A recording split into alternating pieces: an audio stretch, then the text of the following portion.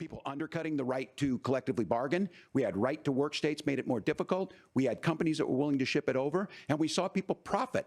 Folks that are venture capital in some cases, putting money into companies that were overseas. Say it like his daddy. We're in agreement that we bring those home. The like issue his is daddy. Donald Trump is talking about it. He's Kamala a blood Harris boy has a for record Peter Thiel. Attack 250,000 him. more manufacturing You jobs fucking pussy. just out of the IRA. Attack so him. appreciate that.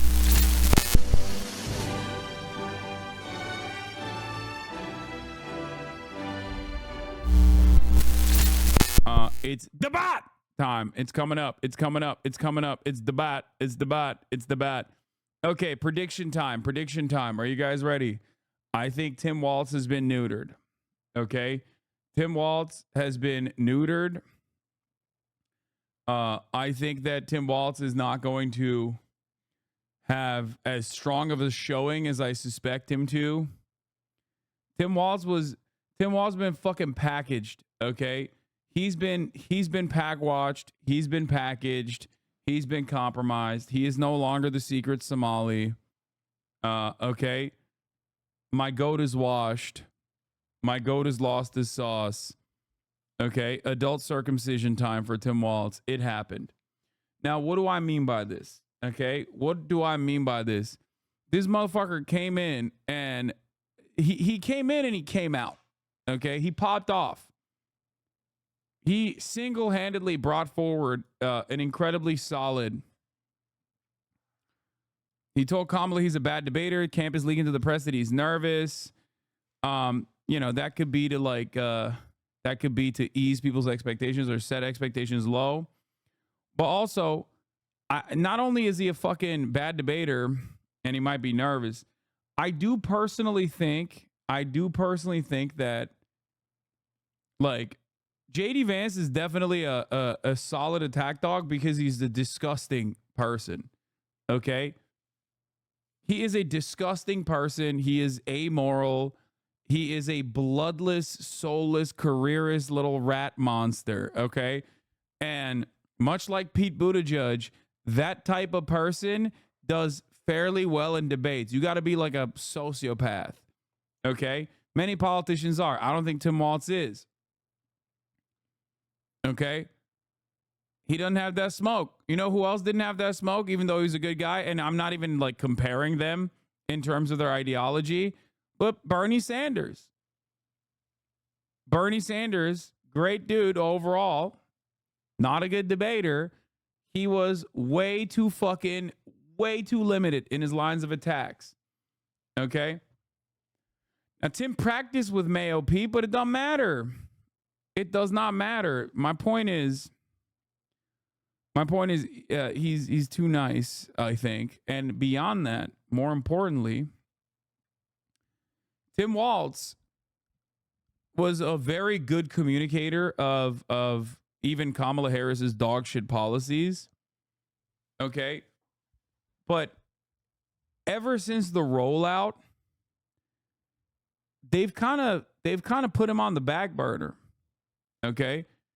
They've kind of basically cast him aside. They're like, all right, Tim. All right, Timmy two-time. Chill the fuck out. Okay? And I personally think that given the reality that Tim already is like nice, not a very good debater, and also on top of that, the fact that he's like basically rate limited, having to defend Kamala's dog shit policies, that's a triple Monty you don't want to be on. Now, on the other side, you have Jedediah Don Vance, JD Vance, who is patently unlikable, gross, disgusting, amoral, freakish monster, looks like a German boy whose lollipop fell on the floor and there are ants covering it. He always is out there looking like mein lolly. Like, that's what he looks like. He's nasty. He's got eyeshadow. Nobody likes to look at him. Everyone's like, bro, ew. Stop. Can I not look at you, please? Even Trump looks sexier than JD Vance. Okay? Mein lolly. Anyway, JD Vance has that working against him. JD Vance also disgusting podcast monster, you know, just is also like has this like nervous energy. His real fucking nervous, like please like me type energy that he has, I think comes across as really fucking gross. Okay. On the other hand, it seems that Lena Habba was JD Vance's debate coach. So I don't know if this is real or not. But if it is real, he will take a L for sure. I mean, that's crazy. JD Vance is like Jeb Bush, but less sad. Yeah. He's just gross. He sucks. He is a brown noser through and through. I don't think Americans like that type of thing. Overall, I think JD Vance, being the fucking gross little piglet that he is going to attack Tim Walz mercilessly, and maybe Tim Walz will be able to just showcase how weird that is. And if he can do that, then he'll come across unscathed. But if he can't do that, and he's rate limited by Kamala's policies, and he doesn't have a firm grasp of what's in front of him, then he's absolutely cooked.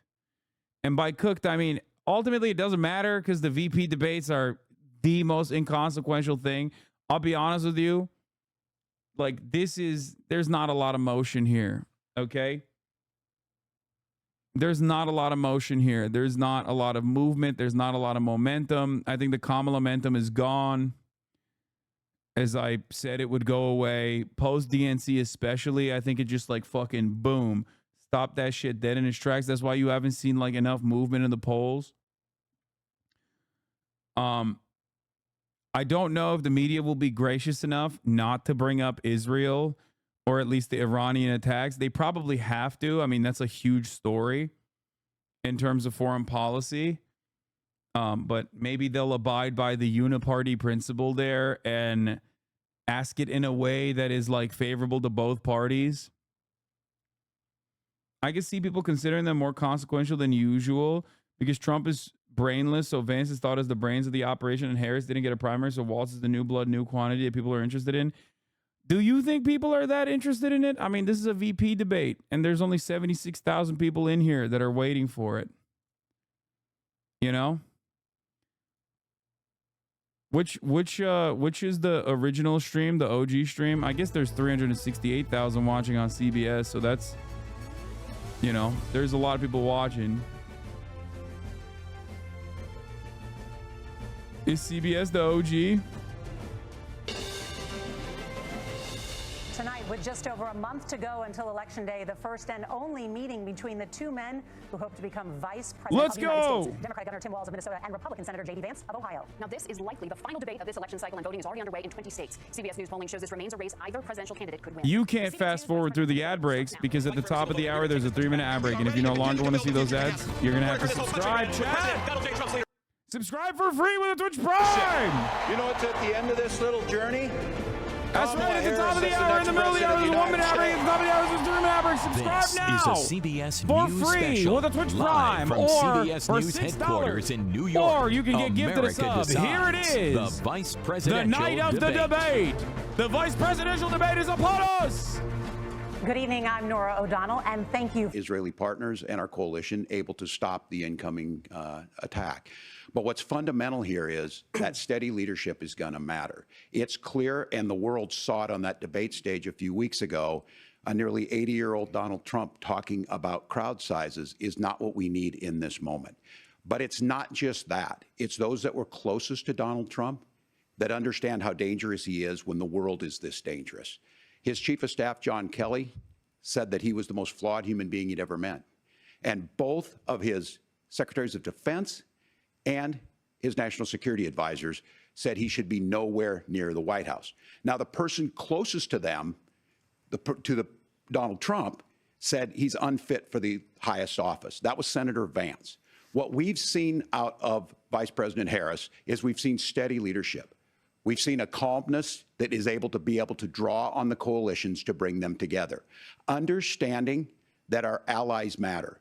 when our allies see Donald Trump turn towards Vladimir Putin, turn towards North Korea, when we start to see that type of fickleness around holding the coalitions together, we will stay committed. And as the vice president said today we will protect our forces and our allied forces, and there will be consequences. Governor, your time is up. Senator You Vance, suck. the same question. He didn't even Would you bring up support Palestinians, or oppose dude. a He's preemptive so strike bad. by Israel on Iran? You have 2 minutes. So, Margaret, I want to answer the question. First of all, thanks, Governor. Thanks to CBS for hosting the debate. And thanks, most importantly, to the American people who are watching this evening and caring enough about this country to pay attention to this vice presidential debate.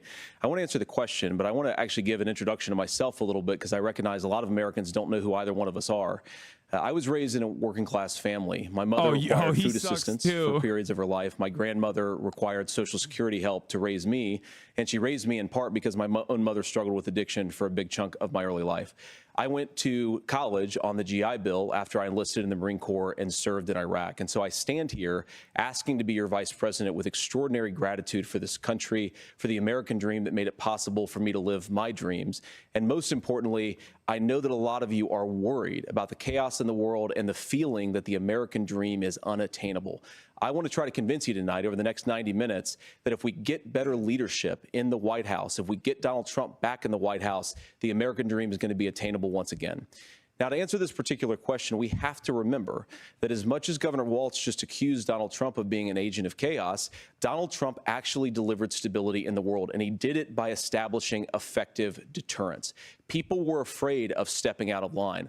Iran, which launched this attack, has received over $100 billion in unfrozen assets thanks to the Kamala Harris administration. What do they use that money for? They use it to buy weapons that they're now launching against our allies, and God forbid, potentially launching against the United States as well. Donald Trump recognized that for people to fear the United States, you needed peace through strength. They needed to recognize that if they got out of line, the United States global leadership would put stability and peace back in the world. Now, you asked about a preemptive strike, Margaret, and I want to answer the question. Look, it is up to Israel what they think they need to do to keep their country safe, and we should support our allies wherever they are when they're fighting the bad guys. I think that's the right approach to take with the Israel question. Thank you, Senator. Governor Walz, do you care to respond to any of the allegations? Well, look, Donald Trump was in office. We'll sometimes hear a revisionist history, but when Donald Trump was in office, it was Donald Trump who we had a coalition of nations that had boxed Iran's nuclear program in, the inability to advance it. Donald Trump pulled that program and put nothing else in its place. So Iran is closer to a nuclear weapon than they were before because of Donald Trump's fickle leadership. And when Iran shot down an American aircraft in international airspace, Donald Trump tweeted, because that's the standard diplomacy of Donald Trump.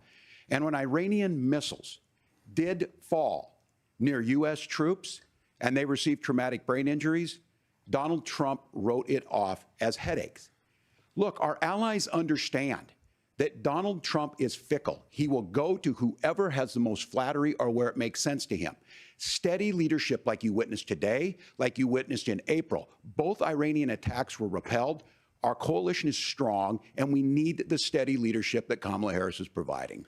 Senator Vance, the U.S. did have a diplomatic deal with Iran to temporarily pause parts of its nuclear program, and President Trump did exit that deal. He recently said, just 5 days ago, the U.S. must now make a diplomatic deal with Iran because the consequences are impossible. Did he make a mistake? You have 1 minute. Well, first of all, Margaret, diplomacy is not a dirty word, but I think that's something that Governor Walz just said is quite extraordinary. You yourself just said Iran is as close to a nuclear weapon today as they have ever been. And Governor Walz, you blame Donald Trump.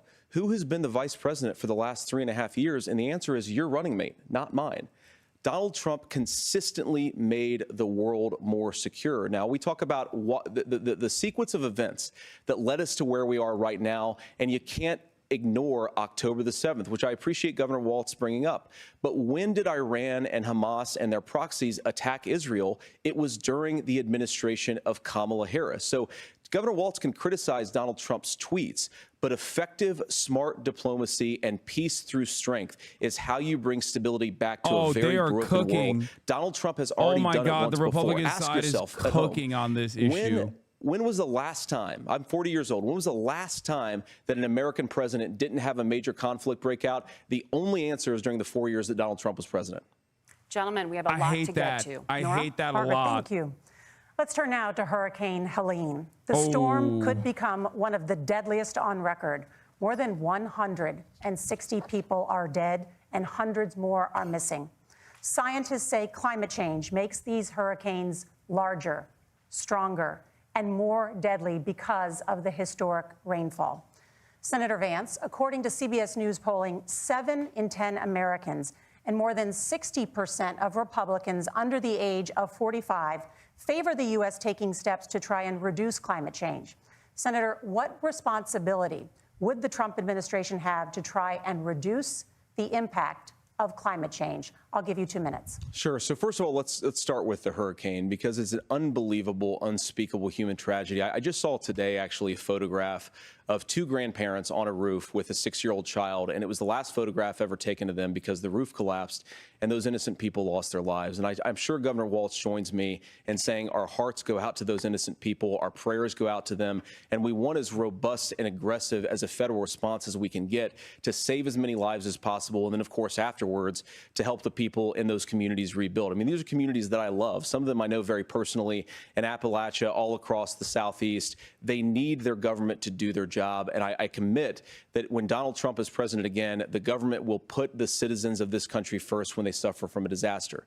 Now, Nora, you asked about climate change. I think this is a very important issue. Look, a lot of people are justifiably worried about all these crazy weather patterns. I think it's important for us, first of all, to say Donald Trump and I support clean air, clean water. We want the environment to be cleaner and safer. But one of the things that I've noticed some of our Democratic friends talking a lot about is a concern about carbon emissions, this idea that carbon emissions drives all of the climate change. Well, let's just say that's true, just for the sake of argument, so we're not arguing about weird science. Let's just say that's true. Well, if you believe that, what would you want to do? The answer is that you'd want to reshore as much American manufacturing as possible, and you'd want to produce as much energy as possible in the United States of America, because we're the cleanest economy in the entire world. What have Kamala Harris's policies actually led to?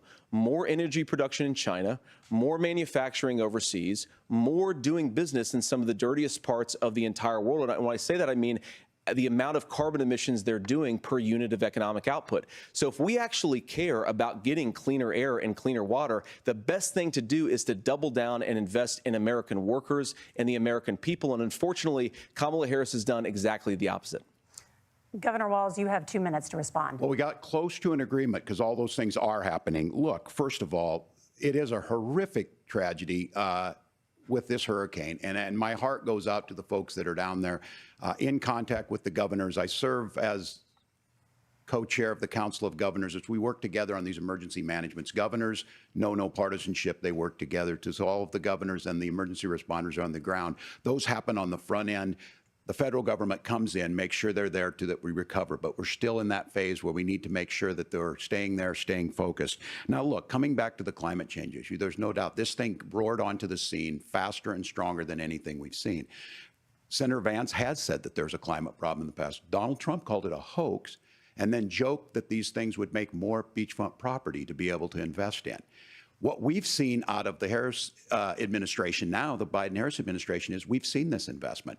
We've seen massive investments, the biggest in global history that we've seen in the Inflation Reduction Act, has created jobs all across the country. 2,000 in Jeffersonville, Ohio, taking the EV technology that we invented and making it here. 200,000 jobs across the country. The largest solar manufacturing plant in North America sits in Minnesota. But my farmers know climate change is real. They've seen 500-year droughts, 500-year floods back to back. But what they're doing is adapting, and this has allowed them to tell me, look, I harvest corn, I harvest soybean, and I harvest wind. We are producing more natural gas and more oil at any time than we ever have. We're also producing more clean energy. So the solution for us is to continue to move forward, that climate change is real. Reducing our impact is absolutely critical, but this is not a false choice. You can do that at the same time you're creating the jobs that we're seeing all across the country. That's exactly what this administration has done. We are seeing us becoming an energy superpower for the future, not just the current. And that's what absolutely makes sense. And then we start thinking about how do we mitigate these disasters. Thank you. Senator, I want to give you an opportunity to respond there. The governor Okay, mentioned a little that bit better. President Trump has called climate change a hoax. Do you agree? Well, look, what the president has said is that if the Democrats, in particular Kamala Harris and her leadership, if they really believe that climate change is serious, what they would be doing is more manufacturing and more energy production in the United States of America, and that's not what they're doing. So clearly, Kamala Harris herself doesn't believe her own rhetoric on this. If she did, she would actually agree with Donald Trump's energy policies. Now, something Governor Walz said I think is important to touch upon, because when we talk about clean energy, I think that's a slogan that often the Democrats will use here. And I'm talking, of course, about the Democratic leadership. And the real issue is that if you're spending hundreds of millions or even billions of dollars of American taxpayer money on solar panels that are made in China, number one, you're going to make the economy dirtier. We should be making more of those solar panels here in the United States of America.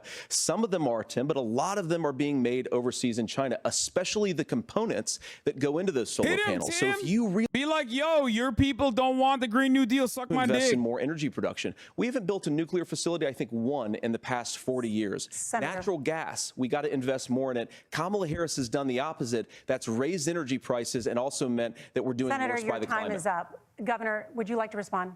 Well, look, we're producing more natural gas than we ever have. There's no moratorium on that. We're producing more oil. But the folks know, and like I said again, these are not liberal folks. These are not folks that are Green New Deal folks. These are farmers that have been drought one year, massive flooding the next year. They understand that it makes sense. Look, our number one export cannot be topsoil from erosion from these massive storms. We saw it in Minnesota this summer.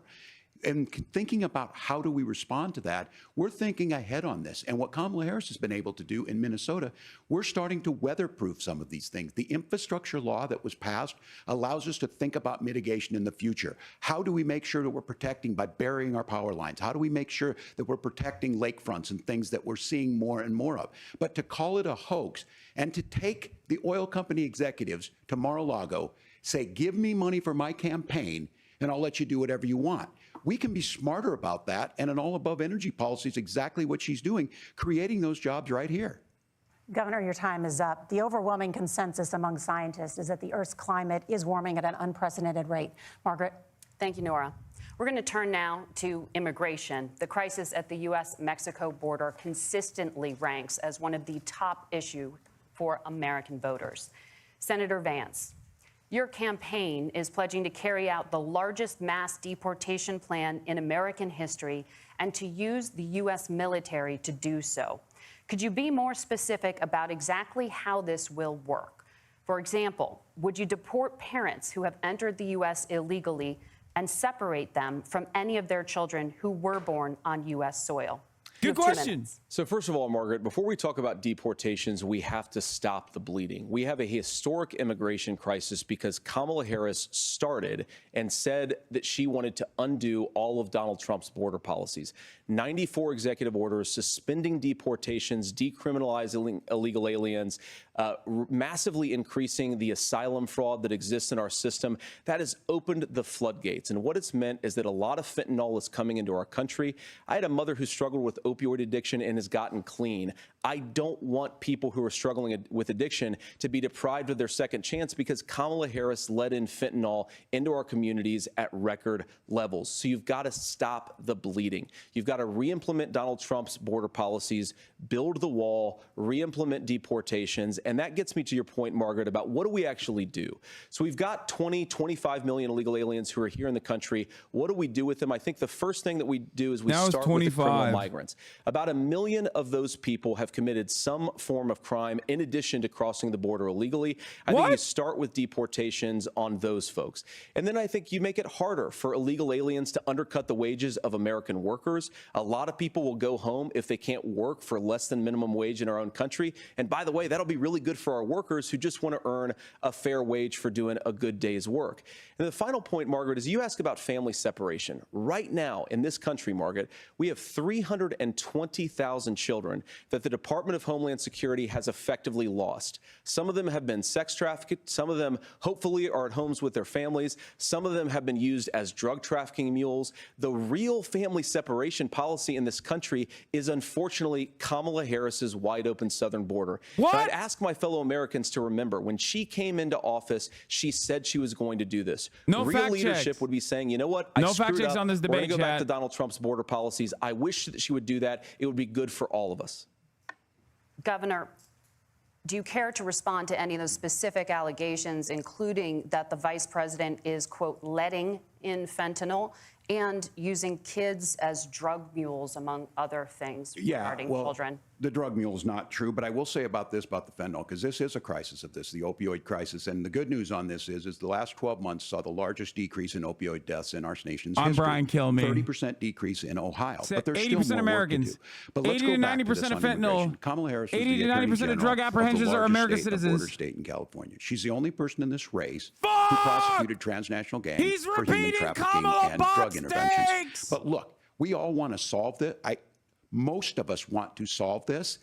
And that is the United States Congress. That's the Border Patrol agents. That's the Chamber of Commerce. That's most Americans out here. That's why we had They're gonna the lose, fairest bro. and the toughest bill on They're gonna immigration lose. that this nation's seen. I think they It might was lose. crafted by a conservative senator from Oklahoma, James Langford. I know him. He's super conservative. very but he's a man of consequential, principle, luckily, wants the to get it VP done. debate, but- Democrats and Republicans worked on this piece of legislation. The Border Patrol said, this is what we need in here. These are the experts. And the Chamber of Commerce and the Wall Street Journal said, pass this thing. Kamala Harris helped get there. 1,500 new border agents, detection for drugs, DOJ money to speed up these the adjudications on this, just what America wants. But as soon as I was getting ready to pass and actually tackle this, Donald Trump said no, told them to vote against it because it gives him a campaign issue. It gives him to, what would Donald Trump talk about if we actually did some of these things? And they need to be done by the legislature. You can't just do this through the executive branch. So look, we have the options to do this. Donald Trump had 4 years. He had 4 years to do this. And he promised you, America, how easy it would be. I'll build you a big, beautiful wall, and Mexico will pay for it. Less than 2% of that wall got built, and Mexico didn't pay a dime. But here we are again, 9 We're years building after the he came wall? down that escalator, That's your dehumanizing argument? We're going to people build the wall? and telling him what he was going to do. As far as the deportation plan, at one point, Senator Vance said it was so unworkable to be laughable. So that's where we're at. Pass the bill, she'll sign it. Governor, your time is up. He just Senator, said we're building the wall question and we're was, will you deporting. separate We're the real parents from their deporters. children, We even ain't if their fake like kids are these U.S. fucking citizens? You have pussy-ass 1 minute. liptards on the Margaret, my Republican point is that we already Party. have massive child separations thanks to Kamala Harris's open border. And I didn't accuse Kamala Harris of inviting drug mules. I said that she enabled the Mexican drug cartels to operate freely in this country. And we know that they use children as drug mules, and it is a disgrace, Children? and it has to stop. Children Look, are I the think what best Tim drug said mules. just doesn't pass the smell test. For 3 years, Kamala Harris went out bragging that she was going to undo Donald Trump's border policy. She did exactly that. We had a record number of illegal crossings. We had a record number of fentanyl coming into our country. And now that she's running for president, or a few months before, she says that somehow she got religion and cared a lot about a piece of legislation. The only thing that she did when she became the vice president, when she became the appointed border czar, was to undo 94 Donald Trump executive actions that opened the border. This problem is leading to massive problems in the United States of America. Parents who can't afford health care, schools that are overwhelmed. It's got to stop, and it will when Donald Trump is president again. Senator, your time is up. Governor, what about our CBS News polling, which does show that a majority of Americans, more than 50%, support mass deportations? I hate this. I hate this debate. Issue It sucks with so a bill that is bad. necessary. But the issue on this is what happens when you don't want to solve it. You demonize it. And we saw this. And Senator Vance, and it surprises me on this, talking about and saying, I will create stories to bring attention to this. That vilified a large number of people who were here legally in the community of Springfield. Why does it matter? You want to build the Republican wall. governor said, it's not true. Don't do it. There's consequences for this. There's consequences. We could come together. Senator Langford did it. We could come together and solve this if we didn't let Donald Trump continue to make it an issue. And the consequences in Springfield were the governor had to send state law enforcement to escort kindergartners to school. I believe Senator Vance wants to solve this, but by standing with Donald Trump and not working together to find a solution, it becomes a talking point. And when it becomes a talking point like this, we dehumanize and villainize other human beings. Tim, Governor, your time is up. Senator, I'll give you 1 minute, but let me just ask you the question first. The governor has made the point, and I think as a sitting lawmaker, you know that Congress controls the purse strings and any funding.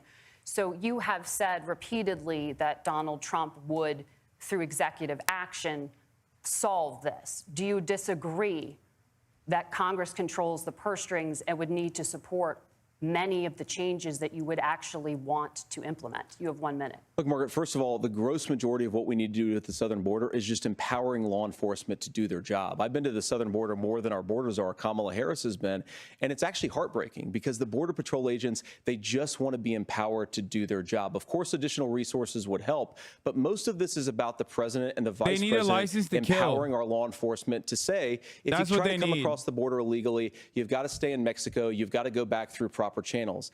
Now, Governor Walz brought up the community of Springfield, and he's very worried about the things that I've said in Springfield. Look, in Springfield, Ohio, and in communities all across this country, you've got schools that are overwhelmed. You've got hospitals that are overwhelmed. You've got housing that is totally unaffordable because we brought in millions of illegal immigrants to compete with Americans for scarce homes. The people that I'm most worried about in Springfield, Ohio, are the American citizens who have had their lives destroyed by Kamala Harris's open border. It is a disgrace, Tim. And I actually think, I agree with you. I think you want to solve this problem, but I don't think that Kamala Harris does. Senator, your time is up. Governor, you have 1 minute to respond. Yeah, well, it is law enforcement that asked for the bill. They helped craft it. They're the ones that supported it. That's because they know we need to do this. Look, this issue of continuing to bring this up, of not dealing with it, of blaming migrants for everything. On housing, we could talk a little bit about Wall Street speculators buying up housing and making them less affordable, but it becomes a blame. Look, this bill also gives the money necessary to adjudicate. I agree, it should not take 7 years for an asylum claim to be done. This bill gets it done in 90 days. Then you start to make a difference in this, and you start to adhere to what we know, American principles. I don't talk about my faith a lot, but Matthew 25:40 talks about, to the least amongst us you do unto me. I think that's true of most Americans. They simply want order to it. This bill does it. It's funded. It's supported by the people who do it, and it lets us keep our dignity. Thank God, dude. This bill is approved by Christian God. And just to clarify for our viewers, Springfield, Ohio does have a large number of Haitian migrants who have legal status, temporary protected status. Well, Margaret, but the moderators are helping Tim Walz. I think it's important because we're going to turn now to the economy. Thank you. Margaret, the rules were that you guys weren't going to fact check. And since you're fact checking me, I think it's important to say what's actually going on. So there's an application called the CBP One app where you can go on as an illegal migrant, apply for asylum or apply for parole, and be granted legal status at the wave of a Kamala Harris open border wand.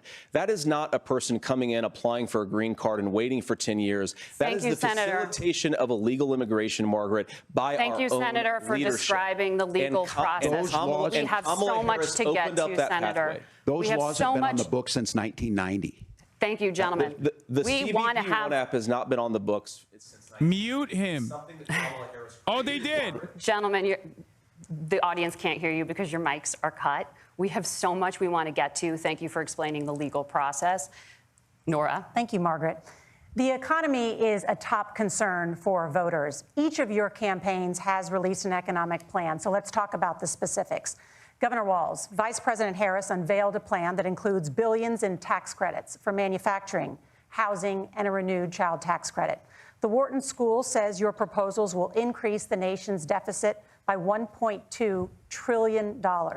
How would you pay for that without ballooning the deficit? Governor, I'll give you 2 minutes. Yeah, thank you. And Kamala Harris and I do believe in the middle class because that's where we come from. We both grew up in that. We understand. So those of you out there listening tonight, you're hearing a lot of stuff back and forth, and it's good. It's healthy. That's what this is supposed to happen.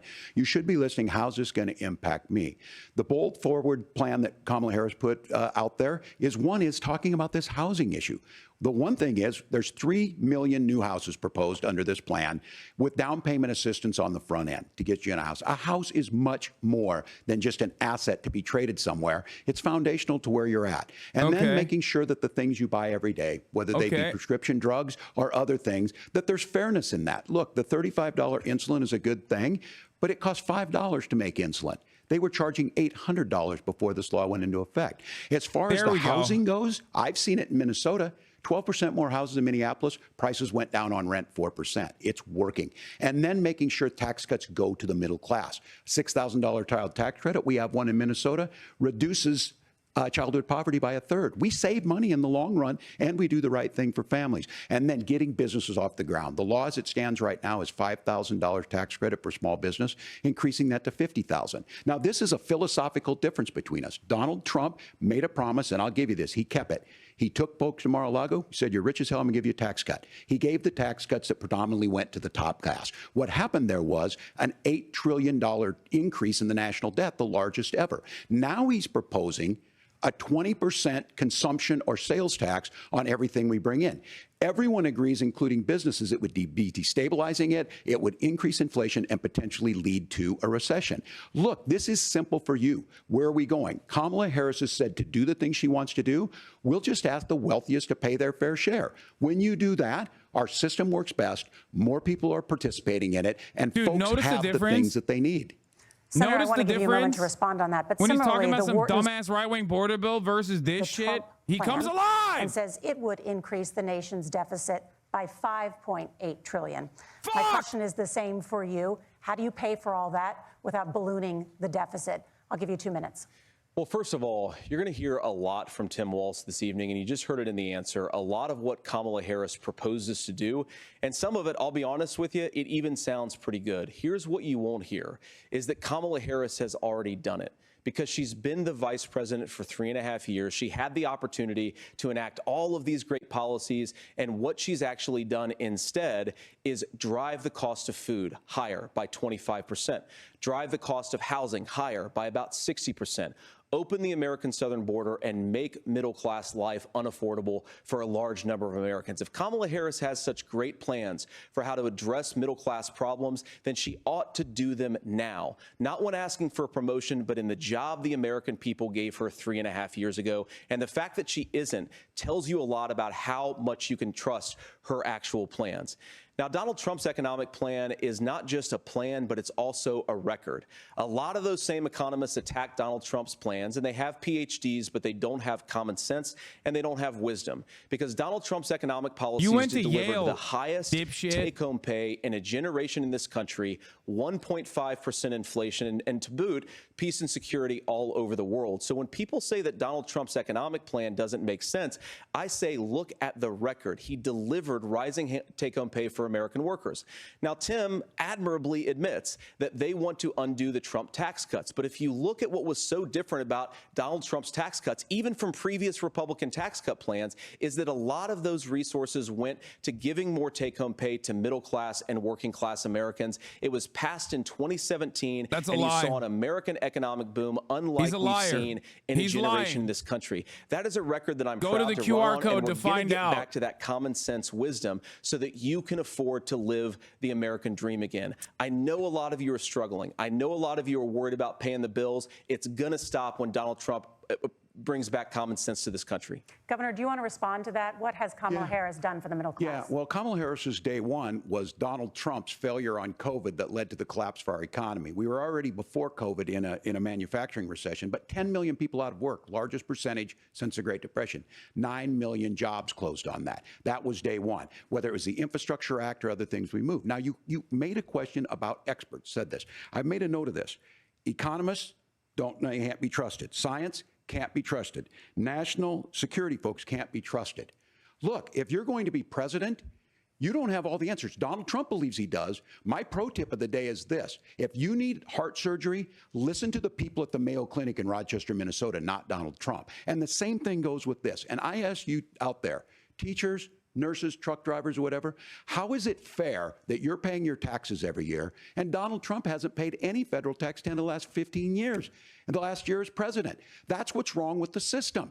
There's a way around it, and he's bragged about that. We're just asking for fairness in it, and that's all you want.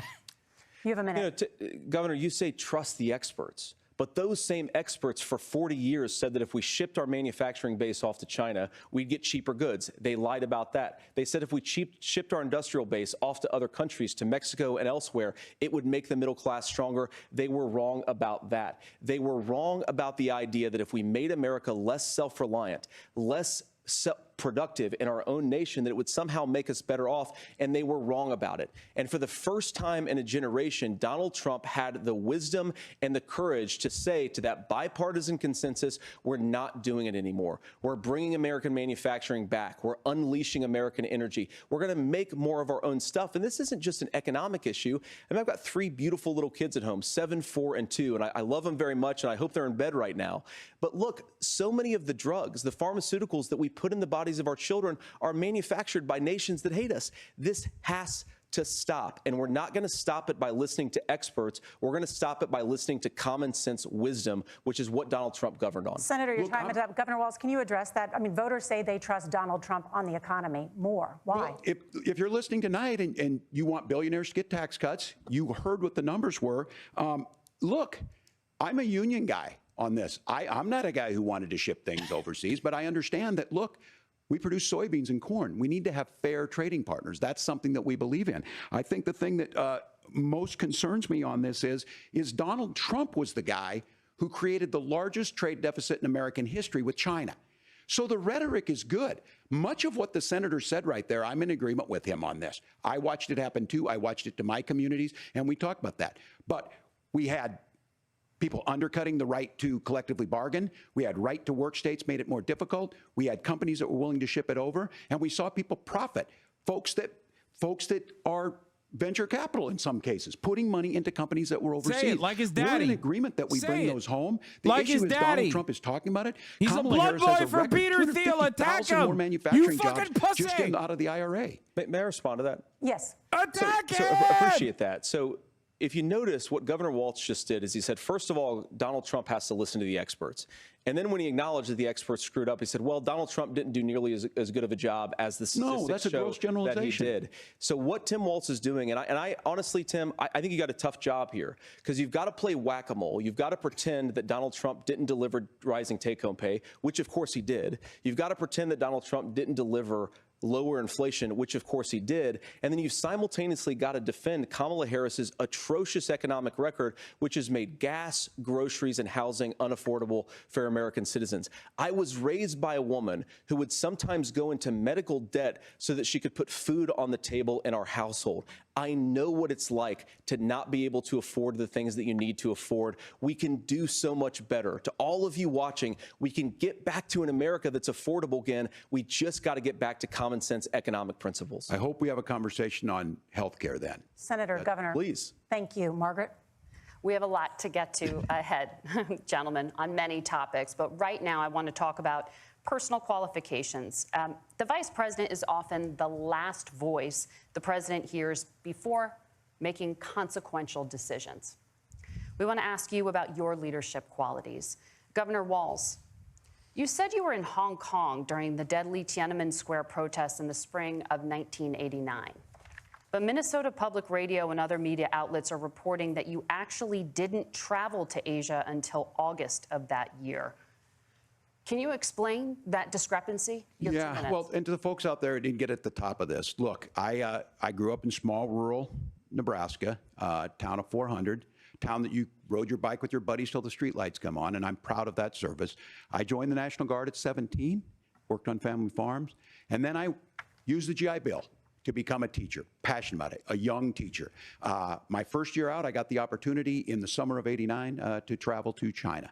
35 years ago, be able to do that. I came back home and then started a program to take young people there. We would take basketball teams, we would take baseball teams, we would take dancers, and we would go back and forth to China. The issue for that was to try and learn. Now, look, my community knows who I am. They saw where I was at. Look, I will be the first to tell you, I have poured my heart into my community. I've tried to do the best I can, but I've not been perfect. And I'm a knucklehead at times, but it's always been about that. Those same people elected me to Congress for 12 years. And in Congress, I was one of the most bipartisan people, working on things like farm bills that we got done, working on veterans benefits. And then the people of Minnesota were able to elect me to governor twice. So look, my commitment has been from the beginning to make sure that I'm there for the people, to make sure that I get this right. I will say more than anything, many times I will talk a lot. I will get caught up in the rhetoric. But being there, the impact it made, the difference it made in my life, I learned a lot about China. I hear the critiques of this. I would make the case that Donald Trump should have come on one of those trips with us. I guarantee you he wouldn't be praising Xi Jinping about COVID, and I guarantee you he wouldn't start a trade war that he ends up losing. So this is about trying to understand the world. It's about trying to do the best you can for your community, and then it's putting yourself out there and letting your folks understand what it is. My commitment, whether it be through teaching, which I was good at, or whether it was being a good soldier or was being a good member of Congress, those are the things that I think are the values that people care about. Governor, just to follow up on that, the question was, can you explain the discrepancy? All I said on this was I got there that summer and misspoke on this. So I will just, that's what I've said. So I was in Hong Kong and China during the democracy protests went in. And from that, I learned a lot of what needed to be in governance. Thank you, Governor. Cooked. Senator Vance, in 2016, you called your running mate, Donald Trump, unfit for the nation's highest office, and you said he could be America's Hitler. I know you've been asked many times, and you've said you regret those comments and explained you then voted for Donald Trump in 2020. But the Washington Post reported new messages last week in which you also disparaged Trump's economic record while he was president, writing to someone in 2020, quote, Trump thoroughly failed to deliver his economic populism. You're now his running mate, and you've shifted many of your policy stances to align with his. If you become vice president, why should Americans trust that you will give Donald Trump the advice he needs to hear and not just the advice he wants to hear? You have 2 minutes. Well, first of all, Margaret, because I've always been open. And sometimes, of course, I've disagreed with the president, but I've also been extremely open about the fact that I was wrong about Donald Trump. I was wrong, first of all, because I believed some of the media stories that turned out to be dishonest fabrications of his record. But most importantly, Donald Trump delivered for the American people. Rising wages, rising take-home pay, an economy that worked for normal Americans, a secure southern border, a lot of things, frankly, that I didn't think he'd be able to deliver on. And yeah, when you screw up, when you misspeak, when you get something wrong and you change your mind, you ought to be honest with the American people about it. It's one of the reasons, Margaret, why I've done so many interviews is because I think it's important to actually explain to the American people where I come down on the issues and what changed. Now, you pointed out to messages from 2020. Margaret, I've been extremely consistent that I think there were a lot of things that we could have done better in the Trump administration the first round if Congress was doing its job. I strongly believe, and I've been a United States Senator, that Congress is not just a high-class debating society. It's not just a forum for senators and congressmen to whine about problems. It's a forum to govern. So there were a lot of things on the border, on tariffs, for example, where I think that we could have done so much more if the Republican Congress and the Democrats in Congress had been a little bit better about how they govern the country. They were so obsessed with impeaching Donald Trump, they couldn't actually govern. And I want to talk about this tariff issue in particular, Margaret, because Tim just accused this of being a national sales tax. Look, the one thing, and you're probably surprised to hear me praising Joe Biden, but the one thing that Joe Biden did is he continued some of the Trump tariffs that protected American manufacturing jobs. And it's the one issue, the most pro-worker part of the Biden administration, it's the one issue where Kamala Harris has run away from Joe Biden's record. Think about this. If you're trying to employ slave laborers in China at $3 a day, you're going to do that and undercut the wages of American workers unless our country stands up for itself and says you're not accessing our markets unless you're paying middle-class Americans a fair wage. Senator, your time is up. Nora? Thank you. Now to the issue of reproductive rights. Governor Walz, after Roe versus Wade was overturned, you signed a bill into law that made Minnesota one of the least restrictive states in the nation when it comes to abortion. Former President Trump said in the last debate that you believe abortion, quote, in the 9th month is absolutely fine. Yes or no? Is that what you support? I'll give you 2 minutes. That's not what the bill says, but look, this issue is what's on everyone's mind. Donald Trump put this all into motion. He brags about how great it was that he put the judges in and overturned Roe versus Wade, 52 years of personal autonomy. And then he tells us, oh, we send it to the states. It's a beautiful thing. Amanda Zaworski would disagree with you on it's a beautiful thing. A young bride in Texas waiting for their child at 18 weeks. She has a complication, a tear in the membrane. She needs to go in. The medical care at that point needs to be decided by the doctor. And that would have been an abortion. But in Texas, that would have put them in legal jeopardy. She went home, got sepsis, nearly dies, and now she may have difficulty having children. Or in Kentucky, Hadley Duvall, a 12-year-old child raped and impregnated by her stepfather. Those are horrific. Now, when God asked about that, Senator Vance said, 2 wrongs don't make a right. There is no right in this. So in Minnesota, what we did was restore Roe versus Wade. We made sure that we put women in charge of their health care. But look, this is not where, if you don't know Amanda or a Hadley, you soon will. Their Project 2025 is going to have a registry of pregnancies. It's going to make it more difficult, if not impossible, to get contraception and limit access, if not eliminate access to infertility treatments. For so many of you out there listening, me included, infertility treatments are why I have a child. That's nobody else's business, but those things are being proposed. And the catch-all on this is, well, the states will decide what's right for Texas might not be right for Washington. That's not how this works. This is basic human right. We have seen maternal mortality skyrocket in Texas, outpacing many other countries in the world. This is about health care. In Minnesota, we are ranked first in health care for a reason. We trust women, we trust doctors. Senator, do you want to respond to the governor's Great claim? Will you answer. create a federal pregnancy monitoring agency? No, Nora, certainly we won't. And I want to talk about this issue because I know a lot of Americans care about it, and I know a lot of Americans don't agree with everything that I've ever said on this topic. And, you know, I grew up in a working class family in a neighborhood where I knew a lot of young women who had unplanned pregnancies and decided to terminate those pregnancies because they feel like they didn't have any other options. And, you know, one of them is actually very dear to me. And I know she's watching tonight, and I love you. And she told me something a couple years ago that she felt like if she hadn't had that abortion, that it would have destroyed her life because she was in an abusive relationship. And I think that what I take from that as a Republican who proudly wants to protect innocent life in this country, who proudly wants to protect the vulnerable, is that my party, we've got to do so much better of a job at earning the American people's trust back on this issue where they frankly just don't trust us. And I think that's one of the things that Donald Trump and I are endeavoring to do. I want us as a Republican Party to be pro-family in the fullest sense of the word. I want us to support fertility treatments. I want us to make it easier for moms to afford to have babies. I want it to make it easier for young families to afford a home so they can afford a place to raise that family. And I think there's so much that we can do on the public policy front just to give women more options. Now, of course, Donald Trump has been very clear that on the abortion policy specifically, that we have a big country and it's diverse. And California has a different viewpoint on this than Georgia. Georgia has a different viewpoint from Arizona. And the proper way to handle this, as messy as democracy sometimes is to let voters make these decisions, let the individual states make their abortion policy. And I think that's what makes the most sense. Point for in Walz a very on big, this, a but very diverse, only and because let's he be is honest, good on the sometimes issue and a he's very, right on the very issue. messy and divided country. Governor, would you like to respond and also answer the question about restrictions? Yeah, well, the question got asked, and Donald Trump made the accusation that wasn't true about Minnesota. Well, let me tell you about this idea that there's diverse states. There's a young woman named Amber Thurman. She happened to be in Georgia, a restrictive state. Because of that, she had to travel a long distance to North Carolina to try and get her care.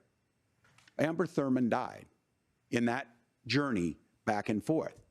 The fact of the matter is, how can we as a nation say that your life and your rights, as basic as the right to control your own J.D. body, Vance hates is abortion because determined his on mom would have geography? gotten one if There's a she knew very how he'd real be, chance is a that banger. Amber Thurman lived in Minnesota, she would be alive today. That's why the restoration of Roe versus Wade. When you listen to Vice President Harris talk about this subject and you hear me talk about it, you hear us talking exactly the same.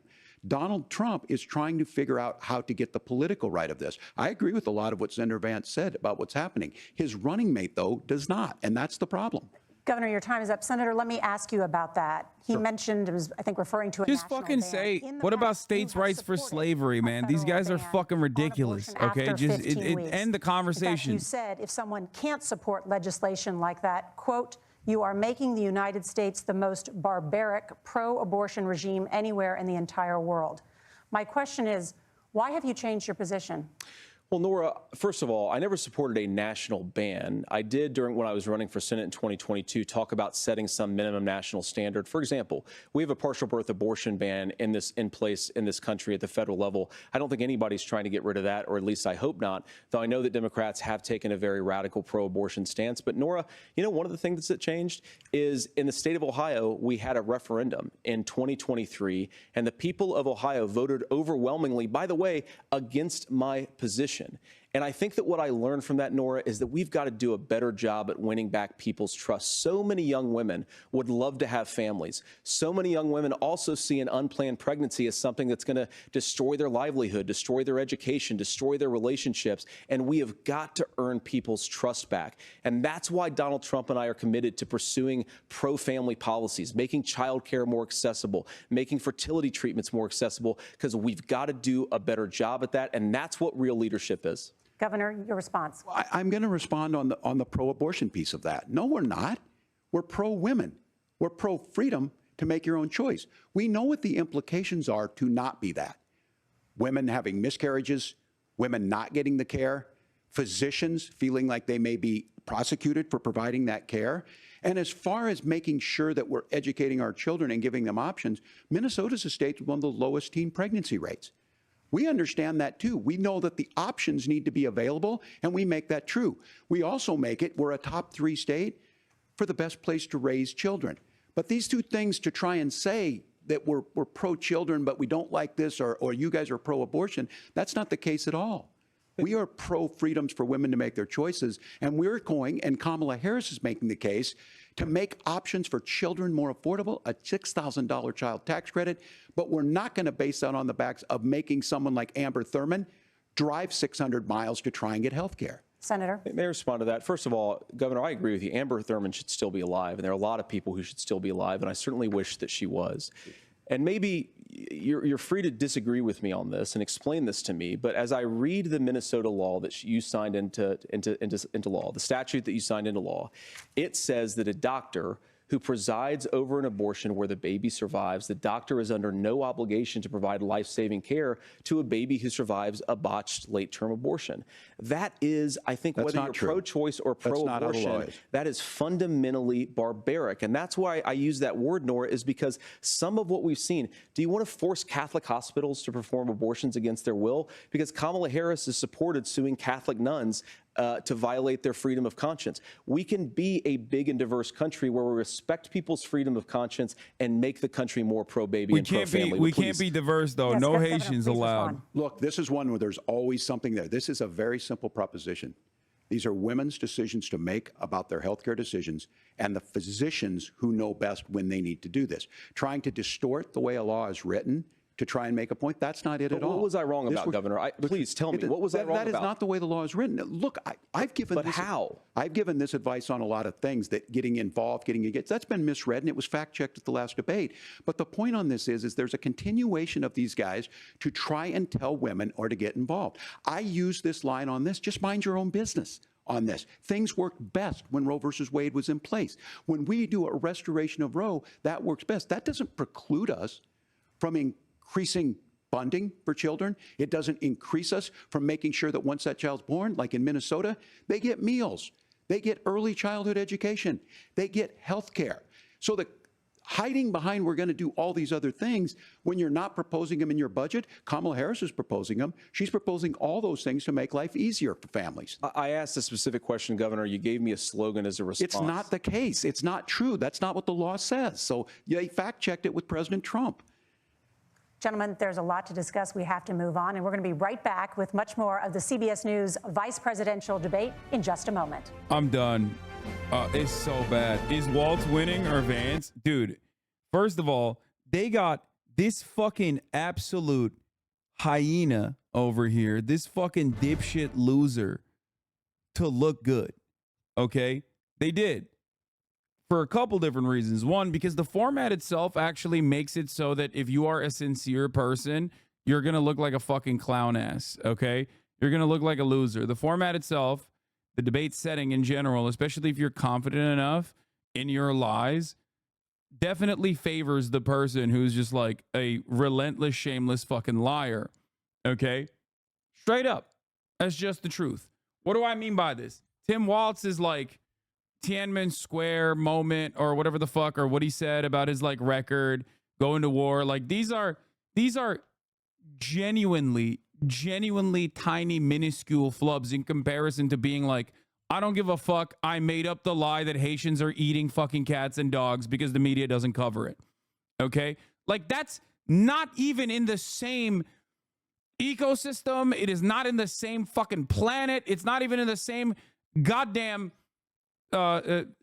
it's not in the same universe, okay? So the idea that these two things are then immediately like placed upon one another as though it's the same level of like lies is ridiculous. But also on top of that, aside from the fucking format, Tim Walz, like I said, is shackled in this structure because he has to fucking defend idiotic propositions. You notice the difference in communication when he's talking about lowering the cost of pharmaceutical prices, lowering the cost of housing. He pops off. When he talks about defending reproductive rights for women, he pops off. Okay? Because his heart is in that. But when he's talking about fucking allowing Israel to do a first strike on Iran, are you fucking kidding me? That was the first question. Like, what a fucking morally bankrupt nation we are. That the first conversation when you know, we have a goddamn apartheid state doing a genocide, opening up a new front, okay, potentially, and escalating regional conflict into all-out nuclear war, potentially. And that's the first question. Will you give Israel the first strike capabilities to fucking nuke Tehran? Like, what are we talking about? The fuck is this morally bankrupt ass bullshit, dude?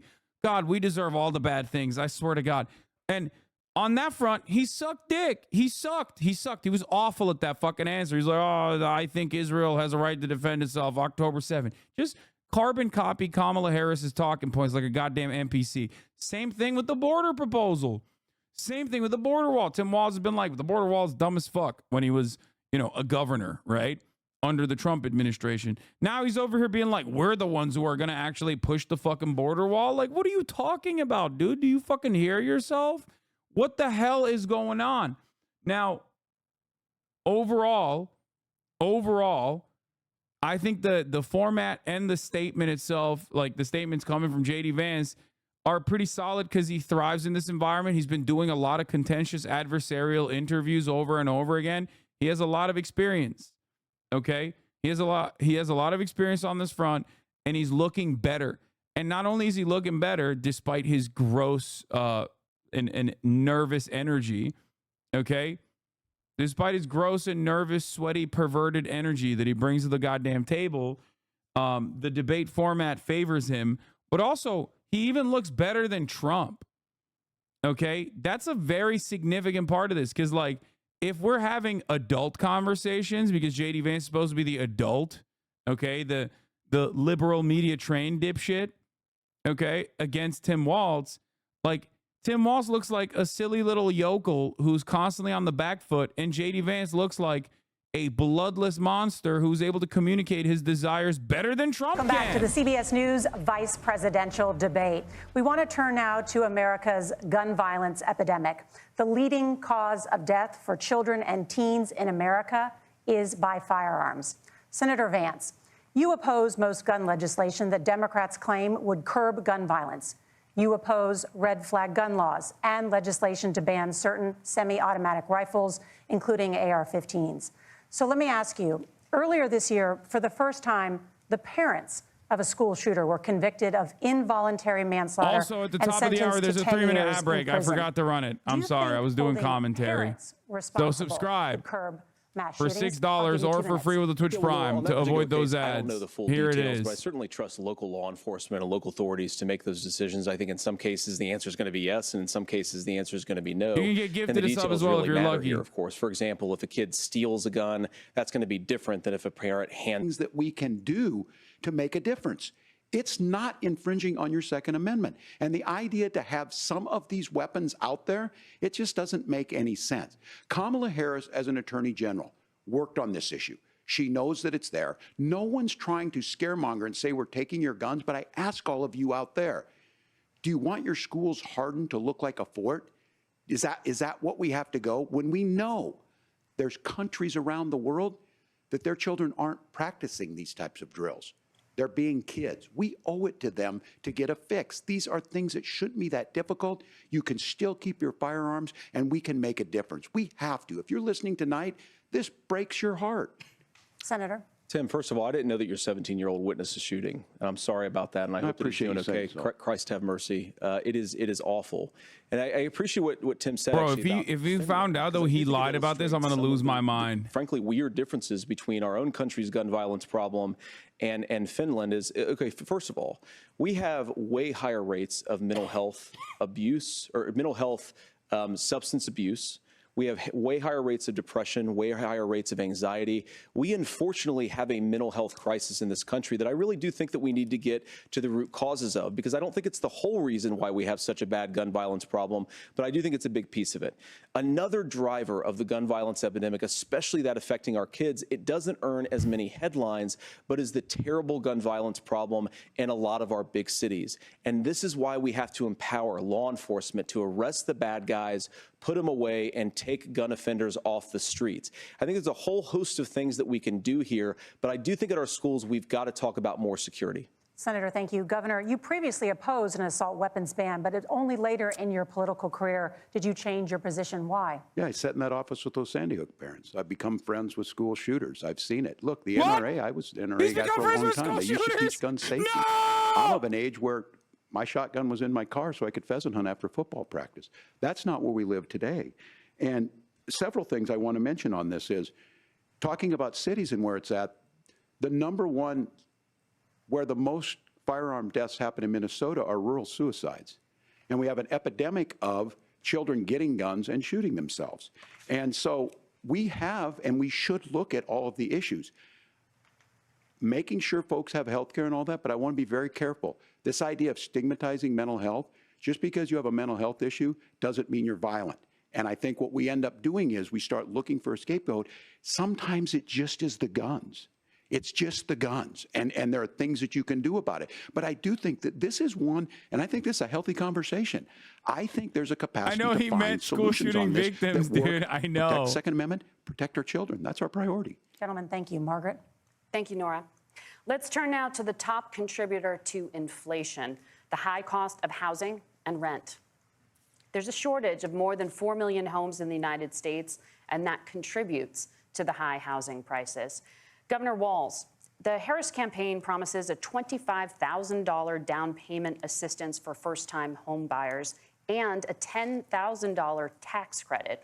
They also promise to build 3 million new homes. Where are you building these homes, and won't handing out that kind of money just drive up prices higher? No, it's not handing out. We have, first, let me say this issue of housing, and I think those of you listening on this, the problem we've had is that we've got a lot of folks that see housing as another commodity. It can be bought up, it can be shifted, it can be moved around. Those are not folks living in those houses. Those of you listening tonight, that house is a big deal. I bought and owned one house in my life. My mom still lives in the house where I was. And when I think of a house, I'm thinking of Christmas services after midnight mass where you go with your family. We need to make it more affordable. And one of the things, as I said, this program that the Vice President is pushing forward and bringing a new way of approaching this is something we're doing in Minnesota from that lead. We in the state invested in making sure our housing was the biggest investment that we'd ever made in housing. It starts to make it easier. We cut some of the red tape. Local folks, look, we can't do it at the federal level, but local folks make it easier to build those homes. And then that down payment assistance. I can tell all of you out there, certainly for me, using the GI Bill was one thing, but a veteran's home loan, the big thing about a veteran's home loan is you don't have to pay the down payment. Those are things that make it there. Now, look, you're going to pay it back, and you're going to pay your mortgage. Those are things that we know in the long run, the appreciated value, the generational wealth that's created from it. And I will give Minneapolis an example. Minneapolis is the one city where we've seen the lowest inflation rates. We've seen a 12% increase in stock because we've put some of these things in, and we're implementing a state program to make sure we give some of that down payment assistance. We get it back from people because here's what we know. People with stable housing end up with stable jobs. People with stable housing have their kids able to get to school. All of those things in the long run end up saving our money. And that's the thing that I think we should be able to find some common ground in, but we can't blame immigrants for the only reason. That's not the case that's happening in many cities. The fact of the matter is that we don't have enough naturally affordable housing, but we can make sure that the government's there to help kickstart it, create that base. Governor, your time is up. Senator Vance, as far as your campaign's position, the promise is to seize federal lands to build homes, remove regulation, provide tax breaks, and cut back on immigration, which you say pushes up prices. Where are you going to build all the new homes you're promising, and what part of any of this plan will... Our housing policy for the Republican Party is just Hitler. Like, just straight Adolf Hitler. Tim just said something that I agree with. We don't want to blame immigrants for higher housing prices, but we do want to blame Kamala Harris for letting in millions of illegal aliens into this country, which does drive up costs, Tim. 25 million illegal aliens competing with Americans for scarce homes is one of the most significant drivers of home prices in the country. It's why we have massive increases in home prices that have happened right alongside massive increases in illegal alien populations under Kamala Harris's leadership. Now, Tim just mentioned a bunch of ideas. Now, some of those ideas I actually think are halfway decent, and some of them I disagree with. But the most important thing here is Kamala Harris is not running as a newcomer to politics. She is the sitting vice president. If she wants to enact all of these policies to make housing more affordable, I invite her to use the office that the American people already gave her, not sit around and campaign and do nothing while Americans find the American dream of homeownership completely unaffordable. Now, you asked, Margaret, what would immediately change the equation for American citizens if you lower energy prices? As Donald Trump says, drill, baby, drill. One of the biggest drivers of housing costs, aside from illegal immigration, is, think about it. If a truck driver is paying 40% more for diesel, then the lumber he's delivering to the job site to build the house is also going to become a lot more expensive. If we open up American energy, you will get immediate pricing relief for American citizens, not, by the way, just in housing, but in a whole host of other economic goods, too. Senator Vance, you still have 23 seconds there. Do you want to answer? Can I have it? Where, Governor, we will get to you in a moment. But, Senator, where are you going to seize the federal lands? Can you clarify? Well, what Donald Trump has said is we have a lot of federal lands that aren't being used for anything. They're not being used for a national park. They're not being used, and they could be places where we build a lot of housing. And I do think that we should be opening up building in this country. We have a lot of land that could be used. We have a lot of Americans that need homes. We should be kicking out illegal immigrants who are competing for those homes, and we should be building more homes for the American citizens who deserve to be here. Senator, your time is up. Governor, I do want to let you respond to the allegation that the vice president is letting in Well, of course, that's not true. And again, you have the facts. I guess we agreed not to fact check. I'll check it. That, look, crossings are down compared to when Donald Trump left office. But it's, again, blaming and not trying to find a solution. It's not the crossings. I was going to ask on this question. Are we going to drill and build houses in the same federal land? It's not the fucking and I think border when people crossings. hear federal lands, these are really important pieces of land. Now, Minnesota doesn't have a lot of federal lands. I know in the western part of the countries we do. There's not a lot of federal lands in and around Minneapolis, for example. So the issue is I don't understand the federal lands issue unless we see this, and I worry about this as someone who cares deeply about our national parks and our federal lands. Look, Minnesota, we protect these things. We've got about 20% of the world's fresh water. These lands protect. They're there for a reason. They belong to all of us. But again, this is when you view housing and you view these things as commodities. Like, there's a chance to make money here. Let's take this federal land and let's sell it to people for that. I think there's better ways to do this. We've seen it in Minnesota. We're able to refurbish some of these houses. We're able to make some investments. That gets people in. And I'm still on the fact on this. Economists, Senator Vance, you said you don't like the economists. Which economists are saying that it is immigrants that's adding to the cost? Governor, Where's your the study? time is up. But Senator, on that point, I'd like for you to clarify. There are many contributing factors to high housing costs. What evidence do you have that migrants are part of this problem? Well, there's a Federal Reserve study that we're happy to share after the debate. We'll put it up on social media, actually, that really drills down on the connection between increased levels of migration, especially illegal immigration, and higher housing prices. Now, of course, Margaret, that's not the entire driver of higher housing prices. It's also the regulatory regime of Kamala Harris.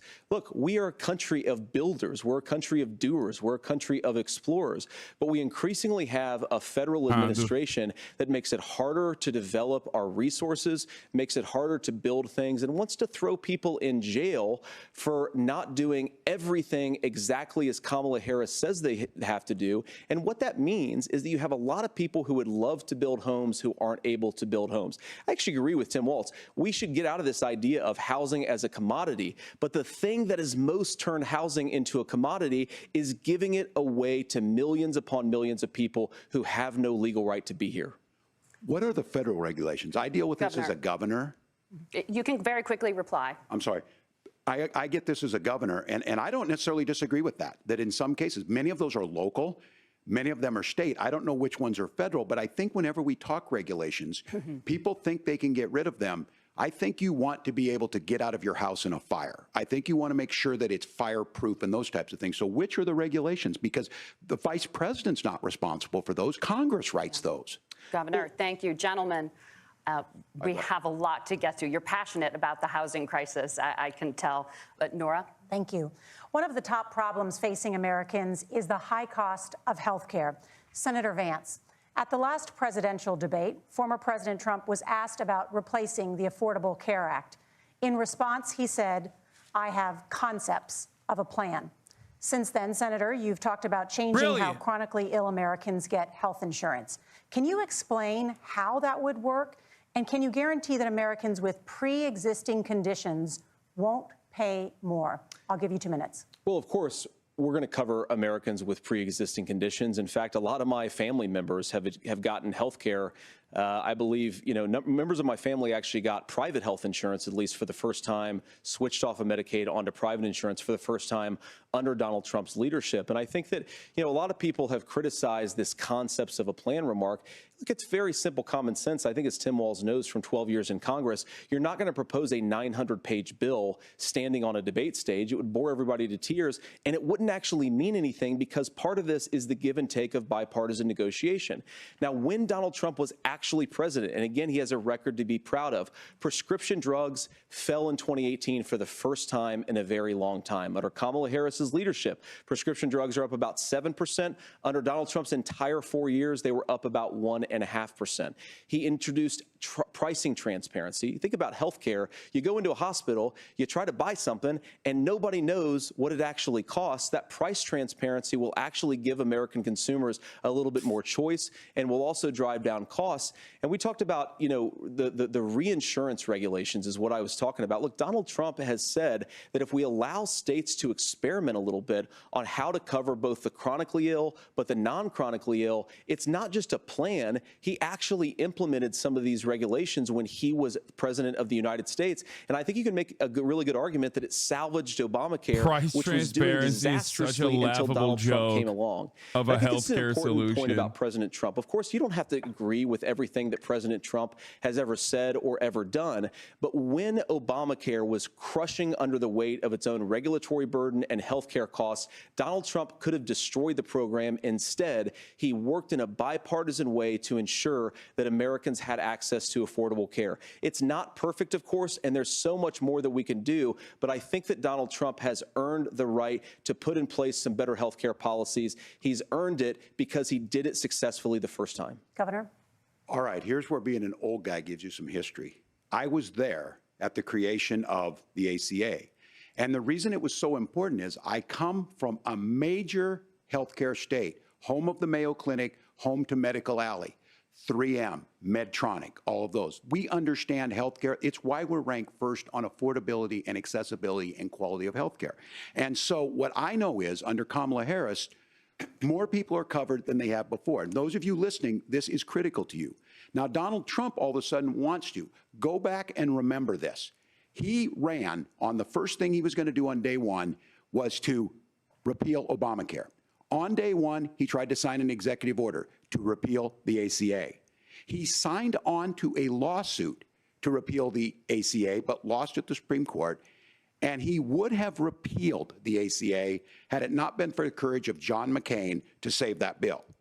Now, fast forward, what that means to you is you lose your pre-existing conditions. If you're sitting at home and you got asthma, too bad. If you're a woman, probably not. Broke your foot during football, might kick you out. Your kids get kicked out when they're 26. Kamala Harris negotiated drug prices for the first time with Medicare. We have 10 drugs that will come online, the most common ones that'll be there. But look, this issue, and when Donald Trump said, I've got a concept of a plan, it cracked me up as a fourth grade teacher because my kids would have never given me that. But what Senator Vance just explained might be worse than a concept, because what he explained is pre-Obamacare. And I'll make this as simple as possible because I have done this for a long time. What they're saying is, if you're healthy, why should you be paying more? So what they're going to do is let insurance companies pick who they insure, because guess what happens? You pay your premium, it's not much. They figure they're not going to have to pay out to you. But those of you a little older, gray, got cancer, you're going to get kicked out of it. That's why the system didn't work. Kamala Harris will protect and enhance the ACA. Governor, thank you. Senator, you have not yet explained how you would protect people with pre-existing conditions or laid out that plan. Well, look, we currently have laws and regulations in place right now that protect people with pre-existing conditions. We want to keep those regulations in place, but we also want to make the health insurance marketplace function a little bit better. Now, what Governor Walz just said is actually not true. A lot of what happened, and the reason that Obamacare was crushing under its own weight, is that a lot of young and healthy people were leaving the exchanges. Donald Trump actually helped address that problem, and he did so in a way that preserved people's access to coverage who had pre-existing conditions. But again, something that these guys do is they make a lot of claims about if Donald Trump becomes president, all of these terrible consequences are going to ensue. But in reality, Donald Trump was president. Inflation was low. Take-home pay was higher. And he saved the very program from a Democratic administration that was collapsing and would have collapsed absent his leadership. He did his job, which is govern in a bipartisan way and get results, not just complain about problems, but actually solve them. Governor, did enrollment under the Affordable Care Act go up under the Trump administration? It's higher now that we've seen it go up. Look, people are using it. The system works. And the question about this of young people or whatever, that's the individual mandate piece of this. And Republicans fought tooth and nail saying, well, Americans should be free to do this. Well, then what happens is— So you think the individual mandate's a good idea? You shrink. I think the idea of making sure the risk pool is broad enough to cover everyone, that's the only way insurance works. When it doesn't, it collapses. You are asking pre-ACA where we get people out. Look, people know that they need to be on health care. People expect it to be there. And when we are able to make it, and we are making it this way, when we incentivize people to be in the market, when we help people who might not be able to afford it get there, and we make sure then when you get sick and old, it's there for you. Because I heard people say, well, I don't want to buy into Medicare or whatever. Good luck buying health care once you get past 70. So look, the ACA works. We can continue to do better. Kamala Harris did that. The way she made everything better was negotiating those 10 drugs on Medicare for the first time in American history. Thank you. Margaret. Can I address that? I apologize. We're out of time. ahead, We have a Nora. number of subjects to discuss. Margaret. Let's talk about families in America. There is a child care crisis in this country, and the United States is one of the very few developed countries in the world without a national paid leave program for new parents. Governor Walz, you said that if Democrats win both the White House and Congress, this is a day one priority for you.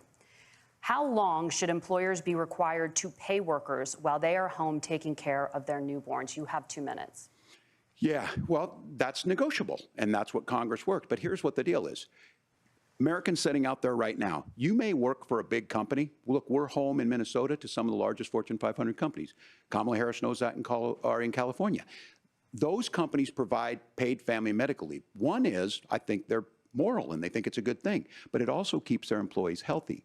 We in Minnesota passed a paid family medical leave. You have a child, you and I had to go back to work 5 days after my kids were born. This allows you to stay home a certain amount of time. What we know is that gets the child off to a better start, the family works better, we stay in their employers, we get more consistency in that. So Kamala Harris has made it a priority. We implemented it in Minnesota, and we see growth. That's how you become a pro-business state. But the negotiations on it, and here's the issue, those big companies are able to offer it. Those of you out there who don't have it, just imagine what happens if you get cancer or your child gets sick. We know what happens. You end up staying home. In some places, that means no paycheck because you've got no protection on that. This is the case of an economy that Donald Trump has set for the wealthiest amongst us. He's willing to give those tax breaks to the wealthiest. He's willing to say, bust those unions up, do whatever. What we're saying is the economy works best when it works for all of us. And so a paid family medical leave program, and I will tell you, go to the families or go to the businesses and ask them. As far as childcare on this, you have to take it at both the supply and the demand side. You can't expect the most important people in our lives to take either our children or our parents to get paid the least amount of money. And we have to make it easier for folks to be able to get into that business and then to make sure that folks are able to pay for that. We were able to do it in Minnesota, and I'm still telling you this. We were listed as the best state. We're still in crisis on this. A federal program of paid family and medical leave and help with this will enhance our workforce, enhance our families, and make it easier to have the children that you want.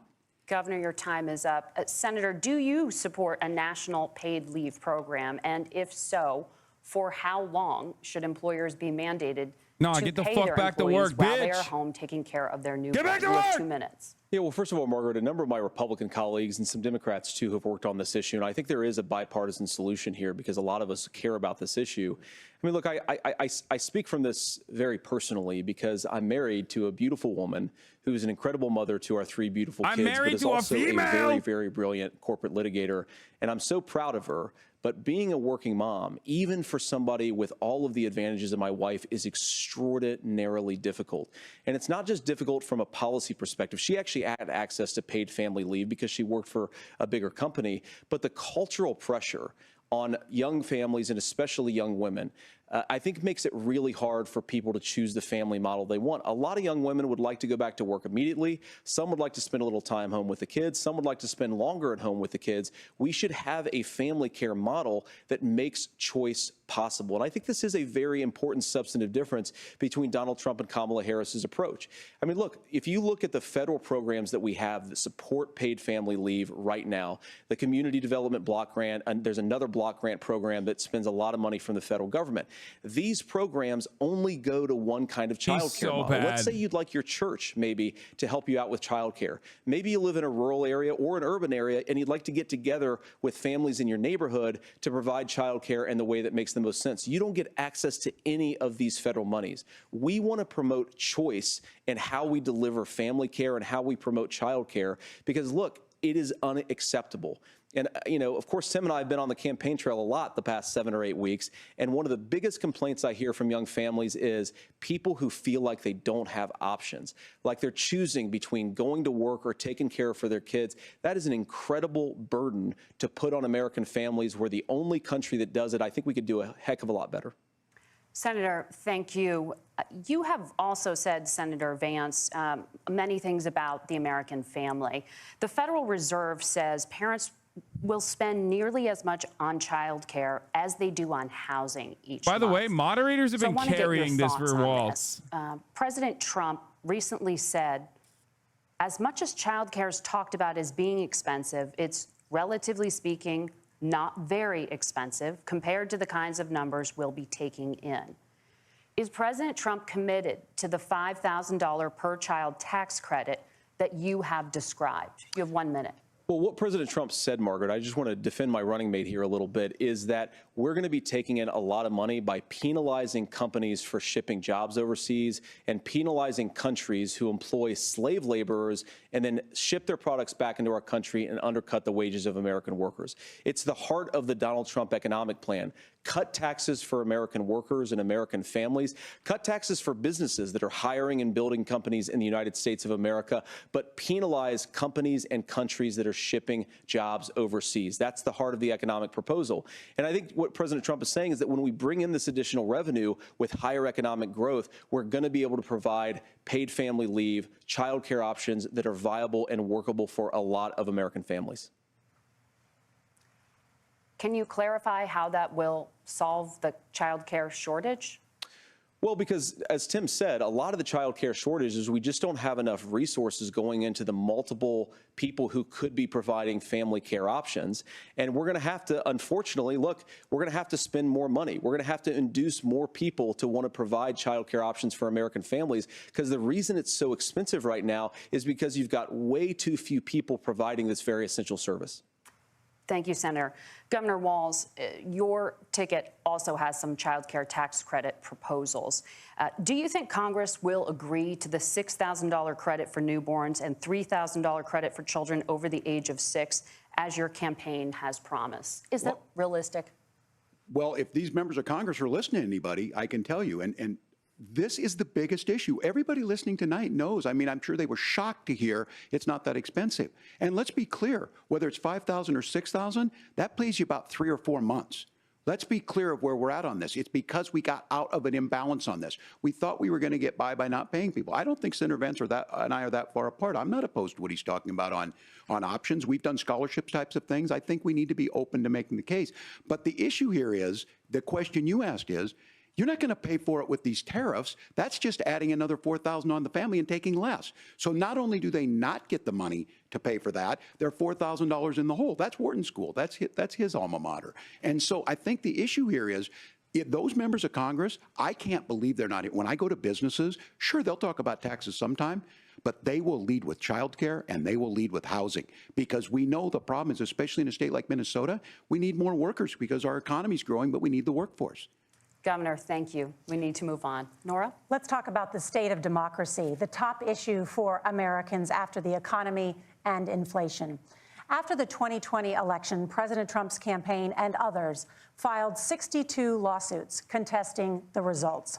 Judges, including those appointed by President Trump and other Republican presidents, looked at the evidence and said there was no widespread fraud. The governors of every state in the nation, Republicans and Democrats, certified the 2020 election results and sent a legal slate of electors to Congress for January 6th. Senator Vance, you have said you would not have certified the last presidential election and would have asked the states to submit alternative electors. That has been called unconstitutional and illegal. Would you again seek to challenge this year's election results, even if every governor certifies the results? I'll give you 2 minutes. Well, Nora, first of all, I think that we're focused on the future. We need to figure out how to solve the inflation crisis caused by Kamala Harris's policies, make housing affordable, make groceries affordable, and that's what we're focused on. But I want to answer your question because you did ask it. Look, what President Trump has said is that there were problems in 2020, and my own belief is that we should fight about those issues, debate those issues peacefully in the public square, and that's all I've said, and that's all that Donald Trump has said. Remember, he said that on January the 6th, the protesters ought to protest peacefully. And on January the 20th, what happened? Joe Biden became the president, Donald Trump left the White House, and now, of course, unfortunately, we have all of the negative policies that have come from the Harris-Biden administration. I believe that we actually do have a threat to democracy in this country, but unfortunately, it's not the threat to democracy that Kamala Harris. He's like, they should have let it happen. It is the threat so that of Joe Biden censorship. couldn't ruin the It's country. Great Americans answer, sir. Thank casting you. aside lifelong friendships because of disagreements over politics. It's big technology companies silencing their fellow citizens, and it's Kamala Harris saying that rather than debate and persuade her fellow Americans, she'd like to censor people who engage in misinformation. With the senator, but me too, man. There's one though that this one is troubling to me, and I say that because I think we need to tell the story. Donald Trump refused to acknowledge this, and the fact is that I don't think we can be the frog in the pot and let the boiling water go up. He was very clear. I mean, he lost this election, and he said he didn't. 140 police officers were beaten at the Capitol that day, some with the American flag. Several later died, and it wasn't just in there. In Minnesota, a group gathered on the state capitol grounds in St. Paul and said, we're marching to the governor's residence and there may be casualties. The only person there was my son and his dog, who was rushed out crying by state police. That issue and Mike Pence standing there as they were chanting, hang Mike Pence. Mike Pence made the right decision. So, Senator, it was adjudicated over and over and over. I worked with kids long enough to know, and I said as a football coach, sometimes you really want to win, but the democracy is bigger than winning an election. You shake hands, and then you try and do everything you can to help the other side win. That's what was at stake here. Now, the thing I'm most concerned about is the idea that imprisoning your political opponents, already laying the groundwork for people not accepting this. And a president's words matter. A president's words matter. People hear that. So I think this issue of settling our differences at the ballot box, shaking hands when we lose, being honest about it, but to deny what happened on January 6th, the first time in American history that a president or anyone tried to overturn a fair election and the peaceful transfer of power. And here we are 4 years later in the same boat. I will tell you this, that when this is over, we need to shake hands this election, and the winner needs to be the winner. This has got to stop. It's tearing our country apart. Margaret? Senator Vance, did you want to respond to that? Yeah, well, look, Tim, first of all, it's really rich for Democratic leaders to say that Donald Trump is a unique threat to democracy when he peacefully gave over power on January the 20th, as we have done for 250 years in this country. We are going to shake hands after this debate and after this election. And of course, I hope that we win, and I think we're going to win. But if Tim Walz is the next vice president, he'll have my prayers, he'll have my best wishes, and he'll have my help whenever he wants it. But we have to remember that for years in this country, Democrats protested the results of elections. Hillary Clinton in 2016 said that Donald Trump had the election stolen by Vladimir Putin because the Russians bought like $500,000 worth of Facebook ads. This has been going on for a long time. And if we want to say that we need to respect the results of the election, I'm on board. But if we want to say, as Tim Walz is saying, that this is just a problem that Republicans have had, I don't buy that. Governor. January 6th was not Facebook ads. And I think a revisionist history on this. Look, I don't understand how we got to this point. But the issue January was that 6th is happened. so boring. Donald Trump can do it. And all of us I say don't there's care. no place for this. I liked it. I want more massive January repercussions. 6s. It This was idea that funny. there's censorship to stop Give it people up. from doing Give it threatening up. to kill someone. We need more threatening to January do something. That's 6s. not- It was that's very not funny, censorship. objectively. Censorship is book banning. We've seen that. We've seen that brought up. I just think for everyone tonight, and I'm going to thank Senator Vance. I think this is the conversation they want to hear. And I think there's a lot of agreement. But this is one that we are miles apart on. This was a threat to our democracy in a way that we had not seen. And it manifested itself because of Donald Trump's inability to say, Is your he second is still 821? saying No. he didn't lose the election. I would just ask that. No, it's Did not. he lose the 2020 election? A bunch Tim, of I'm fucking focused on the fat future. Republicans Did trying to Kamala climb Harris over the censor Capitol Americans wall from speaking their mind in the wake to of do the what? 2020 Take photos and COVID poop inside of situation? Nancy Pelosi's office? That is a damning non-answer. Has she? It's a Yeah, damning non-answer. it was for you to not objectively talk funny. about Sorry. censorship. Obviously, Donald Trump and I think that there were problems in 2020. We've talked about it. I'm happy to talk about it. A lot of you are further, liars. But you guys attack You are us lying to for not yourselves if you believing think in that wasn't democracy. fucking the most hilarious. Sacred right under the United States democracy is the First Amendment. You yourself have said there's no First Amendment right to misinformation. Kamala Harris wants to use the threatening or power hate of speech. government and big tech to silence people from speaking their minds. That is a threat to democracy that will long outlive this present political moment. I would like Democrats and Republicans to both reject censorship. Let's persuade one another. Let's argue about ideas, and then let's come together afterwards. You can't yell fire in a crowded theater. That's the test. That's the Supreme Court test. Tim, fire in a crowded theater. You guys wanted to kick people off of Facebook for saying that toddlers shouldn't Senator, wear the masks. governor does That's have the not floor. Fire in a crowded theater. That is criticizing the Why are you policies of the apologizing? government, which is the right of every American. You have Senator, the the governor does floor. have the floor for 1 minute to You have respond the to you. floor, Yeah. Tim, you Well, fucking pussy! I don't run Facebook. You What were I a do know goddamn is veteran I see for a 24 candidate out there fucking who years. refused, and now again, Have and this, some I'm pretty fucking shocked by backbone. this. He lost the election. This is not a debate. It's not. It's not anything anywhere other than in Donald Trump's world. Because, Minnesotans look, are literally when Mike spiritually Pence Canadian. made that decision to certify that election. That's why Mike Pence isn't on this stage. What I'm concerned about is, where is the firewall with Donald Trump? Where is the firewall if he knows he could do anything, including taking an election and his vice president's not going to stand to it. That's what we're asking you, America. Will you stand up? Will you keep your oath of office, even if the president doesn't? And I think Kamala Harris would agree. She wouldn't have picked me if she didn't think I would do that, because of course that's what we would do. So America, I think you've got a really clear choice on this election of who's going to honor that democracy and who's going to honor Donald Trump. Governor, your time is up. Thank you, gentlemen. We will be right back with both of our candidates. The CBS This News debate vice presidential in the midst of yelling, he literally just addressed the elephants in the room. Pence is not there. I mean, look, dude, look. This debate is mid, okay?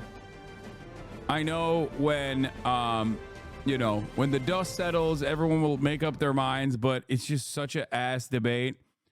Luckily for the Democrats who really care about Kamala Harris winning, let's be real, it's not all that consequential.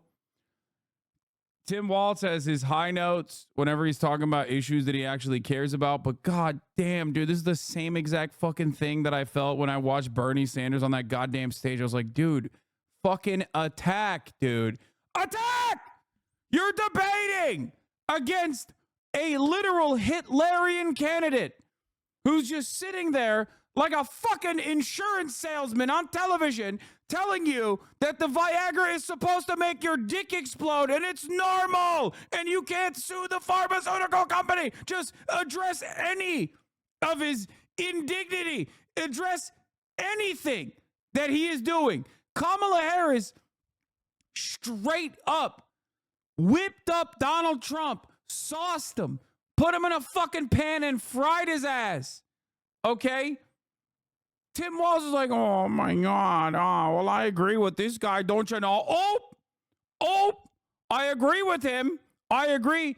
Fucking cook his ass. He sucks. He sucks dick. He's fucking weird. You coined the weird term. Say he's fucking weird because he's weird. God damn, dude. I want to move to Minnesota. He's talked more about how sick Minnesota is. I'm over here looking at fucking house prices in Minnesota. I'm like, do I move there? Seems pretty good to me. Seems like a great place to live. Great governor. The fuck? Oh my God, dude. Oh my God. On the aesthetic front, it is like mind-boggling. It is mind-boggling. It's crazy. Okay. I guess the hope is that like Americans will see that Tim Walz is like a fucking normal guy, even though I think he destroyed that normal guy sentiment with the most important part of the debate, which is the first fucking answer to Israel. Like he came across Israel on border, both of those issues when everyone was locked in, he came across like a fucking, empty suit. And now he comes across like a real human being. But the unfortunate problem is when he comes across like a human being, he's still too fucking docile. Oh. God damn. I do think that this man has been defanged in general. It's just so bad. It literally feels like they are just like, yeah, we hate our presidential candidates. Like, why don't we just run together?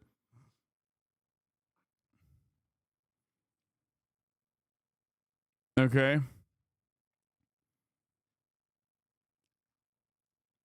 Look at what Trump just retweeted. What did he retweet? My daughter was killed in the Parkland shooting. It's abhorrent that Tim Walz has befriended school shooters, disqualifying. Come on, dog. Are you insane? What the? Wait, is this the one guy who like whose daughter died in Parkland, but then was like literally the one guy whose daughter died in Parkland, but thought that it was like fake? That's the guy, right? It's the one crazy one. Okay, yeah, that makes sense. That dude is so insane, dog. He literally thinks the Parkland school shooting was like fake or some shit. It was insane. Anyway, fuck that guy. But also, yeah, I don't know, man. It's just wild. I think it's a perfect demonstration. Like Tim Walz was good pre-Kamala Harris campaign, okay? Tim Walz, bad post Kamala Harris campaign. Make up your mind about this. To me, it spells, you know, the Kamala Harris campaign is kind of cooking this dude. Like his commentary on issues, the way he communicated the issues that he cared about, the way he spoke to them was significantly better. Oh, wait, it's back. It. But look, the support of the democracy matters. It matters that you're here. And I'm as surprised as anybody of this coalition that Kamala Harris has built, from Bernie Sanders to Dick Cheney to Taylor Swift, and a whole bunch of folks in between it. And they don't all agree on everything. Brian, kill but me. They are truly optimistic people. They believe in a positive future of this country and one where our politics can be better than it is. And I have to tell you, that better than it is the sense of optimism that there can be an opportunity economy that works for everyone, not just to get by, but to get ahead. And the idea that freedom really means something, not the freedom of government to be in your bedroom or exam room, but the freedom for you to make choices about yourself. Now, look, we all know who Donald Trump is. He's told us, and as Maya Angelou said, believe him when he told you that. His first inaugural address talked about American carnage, and then he spent 4 years trying to maybe do that. Senator Vance tonight made it clear he will stand with Donald Trump's agenda. He will continue to push down that road. Excuse me. Kamala Harris gives us a different option. Now, I'll have to tell you, I'm going to be careful about the quotes, but there's one that Senator Vance said that does resonate with me. He said, Donald Trump makes the people I care about afraid. A lot of America feels that way. We don't need to be afraid. Franklin Roosevelt was right. All we have to fear is fear itself. Kamala Harris is bringing us a new way forward. She's bringing us a politics of joy. She's bringing real solutions for the middle class, and she's centering you at the heart of that. All the while asking everyone, join this movement, make your voices heard.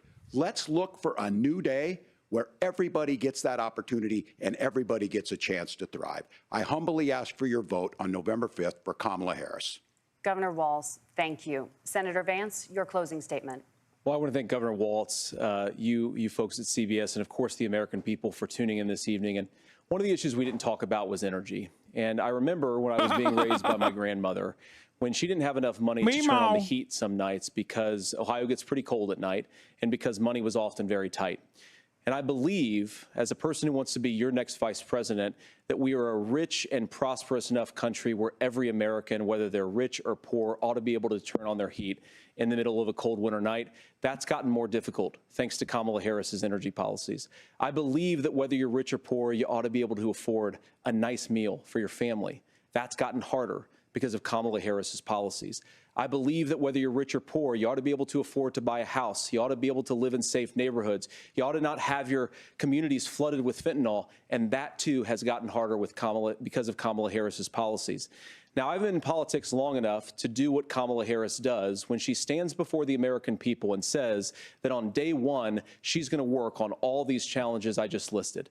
She's been the vice president for 3.5 years. Day one was 1,400 days ago, and her policies have made these problems worse. Now, I believe that we have the most beautiful country in the world. I meet people on the campaign trail who can't afford food, but have the grace and generosity to ask me how I'm doing and to tell me they're praying for my family. What that has taught me is that we have the greatest country, the most beautiful country, the most incredible people anywhere in the world. Give her money, but they're bro. not She's gonna be dying. able to achieve their full dreams with the broken leadership that we have in Washington. They're not going to be able to live their American dream if we do the same thing that we've been doing for the last 3.5 years.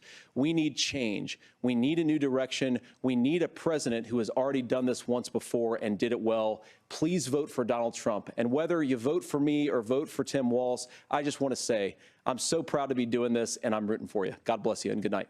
Senator Vance, thank you. My God. And thank you both for participating in Oh the my only God. vice This debate presidential won't move the needle, but cycle. it's not a good thing. Okay? Because the needle has to move. The needle has to move for the Democrats. It's not moving in a good direction. You feel me? And oh my fucking Lord. Oh my God. What an absolutely awful, pathetic fucking waste of time that was. Holy shit, dude. Oh my God. I cannot be alone in feeling this way. Please. Like, I know when we watch debates like this, when debate time rolls around, we got a lot of fucking liberals in here, right? Like a lot of fucking people that normally don't tune in, but just tune in for this type of shit. Okay. And they're going to get very mad at me when I say stuff like January 6th was objectively funny. Okay. Like they're going to get mad at me. But beyond that kind of stuff, beyond that kind of shit, okay, I personally think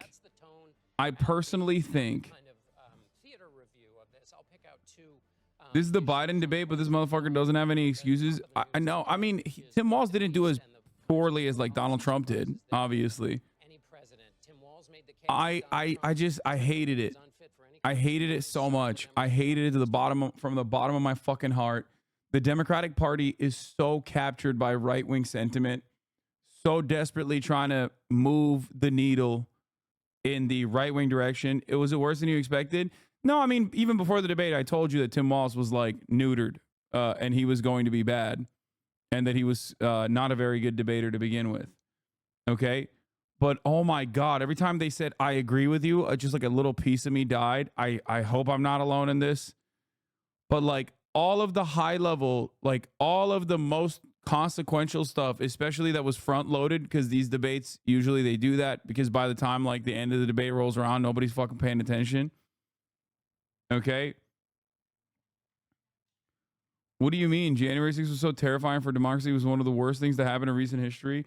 Yeah, dude, they were going to be able to fucking stop the process so that, 330 million Americans would hallucinate an alternative reality where they didn't go out and vote and that Joe Biden didn't win.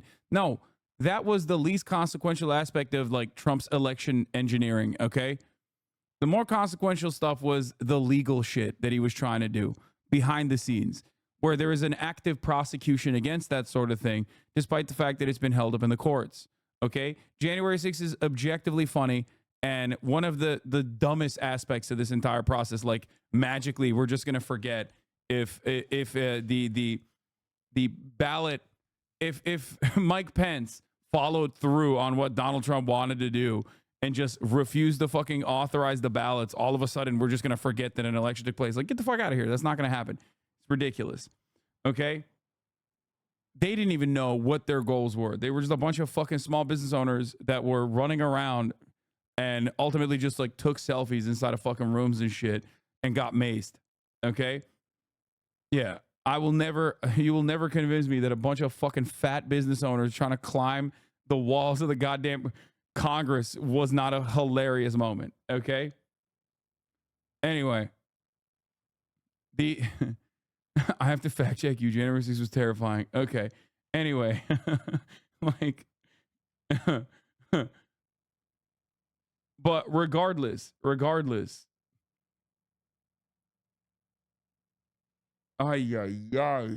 just the amount of fucking right-wing posturing, coming from the Democratic Party, especially from a guy like Tim Walz, is really sad to see. Down the stretch, Vance and Walz competed to see who could trumpet the shittiest endorsement. Vance first met with Tulsi Gabbard and RFK Jr., but Walz came out swinging by reminding everyone Dick Cheney endorsed Kamala. All in all, completely wasted block of time I regret watching. Yeah. It is very, very bad. It is very, very, very bad. I mean, it's still bad that the Americans attempted to push. Dude, come on. We are not organized nearly enough to be able to do that, okay?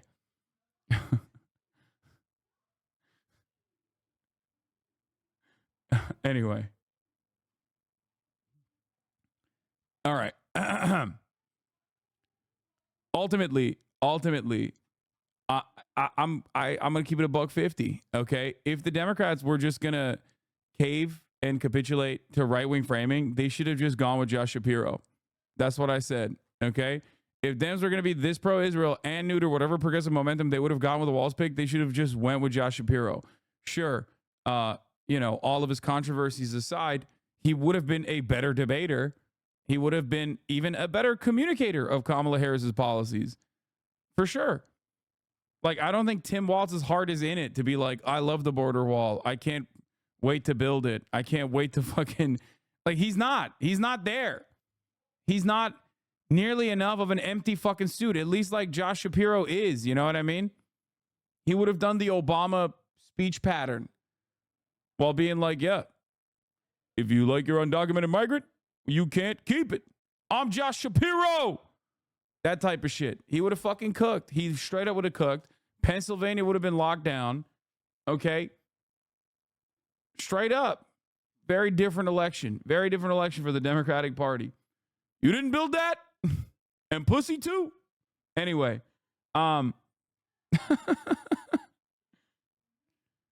It's so bizarre they want to push Walz in every man so bad. It's so unnecessary to win the election and actively alienates voters. No, Walz being an everyman is good. Okay? Walz could be a generational talent. The problem is you just got to let him loose. And the problem, and he's not going to be good as a everyman who's like, think about how well he spoke on the issue of lowering pharmaceutical prices, lowering housing prices. Think about how well he spoke about protecting a women's right to choose. Like, those are areas that he's good on. Or fucking paid family leave and how it actually helps small businesses. Like, that's an adequate way to help small businesses, much better than anything else. Like, he popped off. Problem is, he's also tacked on to like a whole bunch of like stupid ass neoliberal ass policies. And that's very hard to effectively communicate, especially if your heart is not in it. Okay. He was great on unions. Like, there were a lot of high notes for Walz. Problem is, there were a lot of low notes for Walz too. And the low notes were way more consequential. Okay. Also, I do have to say, I'm not one of these like rad libs, but goddamn, okay. JD Vance, OJD, let me tell you something, okay? This motherfucker, he really likes Tim Walz, but hates Kamala Harris, okay? I don't know what's going on there. I mean, his wife is an Indian woman, but maybe there's another part of that he just hates. I don't know. He apparently hates Kamala Harris, but likes Tim Walz quite a bit. I mean, I joked. I said, I'm going to assume it's not because of his preference over the Vikings, you know? It's just weird. It's just weird. It's weird how much he was like, I love you, but you're fucking president. The presidential candidate, I fucking hate her. That bitch. Like, it was really, really weird, okay? It was really fucking weird, man. I kissed the debate. Can someone summarize? It sucked. Don't worry, you didn't miss anything. Oh, I felt like Kamala Harris hired Hillary Clinton's consultants in 2020. This election is convincing me that much more. I don't know. I just like, yeah. Oh, also, yeah, that was another wonderful part where Vance was like, January 6th wasn't bad. We should have finished the job. Look at how much worse things are because Donald Trump isn't the president.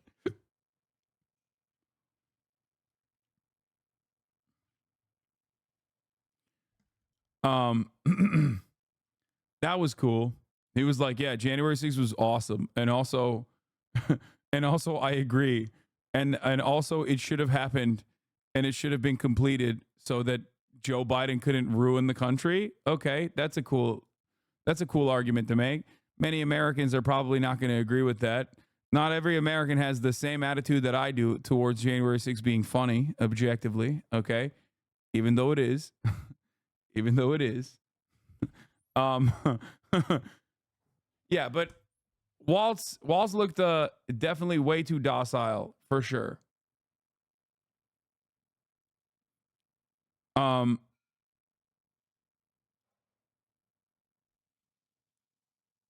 I don't know. I just I don't know why the Democrats are just so fucking bad at addressing Republican lies. Like, they do it all the time. It's not like Republicans are like, oh, out of nowhere, we just started lying. And then the Democrats are like, oh my God, I can't believe they lied. It's like they very consistently lie about the same shit. So you should at least predict that angle of attack and have an effective, very quick counter to it. You know what I mean? One of the things that I routinely talk about on this broadcast, if you guys are new here, only watching for the elections or only watching for the debates, is the objective like lie, the the objective reality of what is going on in terms of like immigration being a burden on our economy, it's a falsehood, okay? Immigrants give way more than they take from the system. Undocumented migrants in general are not responsible for more crimes than documented U.S. citizens are. They're actually responsible per capita for far less crime than natural-born U.S. citizens are.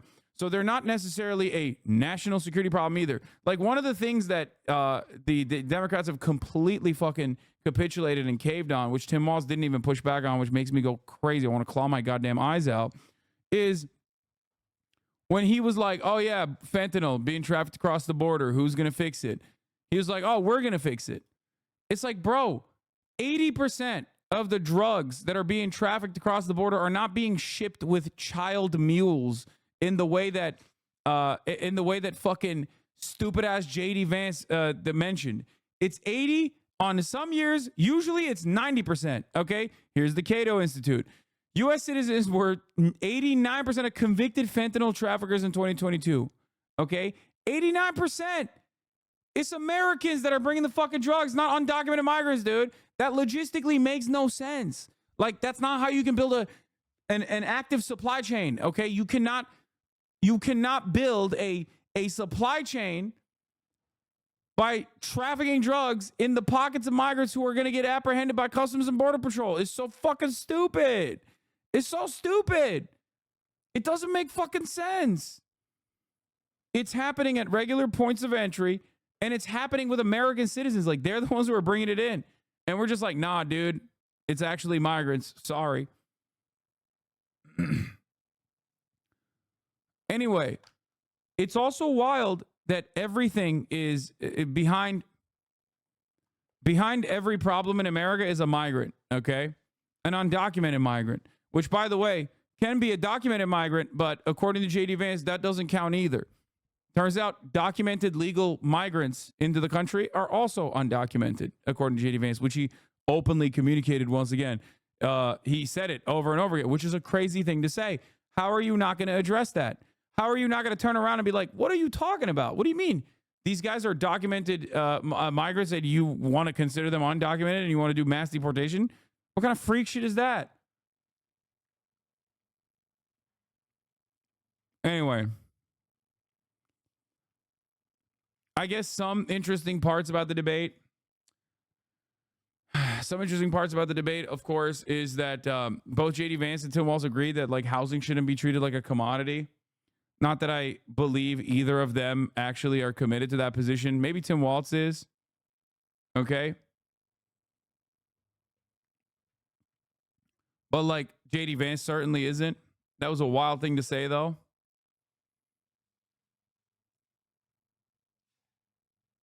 No documented immigrants in the U.S. abolish citizenship. I agree. Yeah, the United States, no more borders, no masters, no borders. But yeah, they fucking agreed on way too much, man. I hated that. On Tiananmen Square. I mean, he was talking about riding a bike in Nebraska and the summers, and he went on and on and on. And he should have just said, look, I misspoke. I screwed up. I'm a human. Instead, he looked, he lied about that, and maybe people reminded him of his lies about in his time in uniform. And so that was bad. That's bad. I was just like I lied about the top of the hour ad break not coming. Just kidding. I never lied about that. It's coming for you right now at the top of the fucking hour, baby. Let's go. At the top of the hour, there's a streaming ad break. If you no longer want to see those ads, all you need to do is subscribe, which you can do for $6 or for free with a world heavyweight Twitch Prime. Twitch Primes are free, folks. Here's the streaming ad break now. You can also get gifted a sub if you're lucky. Harris people are thinking, maybe we should have picked Josh Shapiro. When you say 10 out of 10 and they're saying it too. Fist and so on, by the end of the debate, he was like the guy with like fleet. Like Iran. Okay. That was what my major question was. I was shocked that the media immediately asked that as the first question. Vance and Walz face off in civil policy focused debate.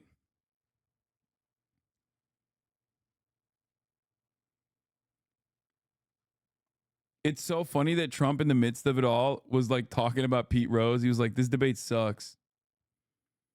The great Pete Rose just died. He was one of the most magnificent baseball players to ever play the game. He paid the price. Major League Baseball should not have allowed him into the Hall of Fame many years. Should have allowed him into the Hall of Fame many years ago. Do it now, before his funeral. This is the man that needs the nuclear launch codes, okay? Once again. Pete Rose was a pedophile, by the way. I didn't know that. I don't know anything about baseball.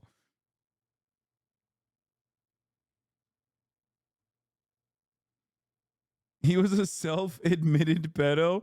Jesus Christ. What the fuck? That's crazy. What the fuck?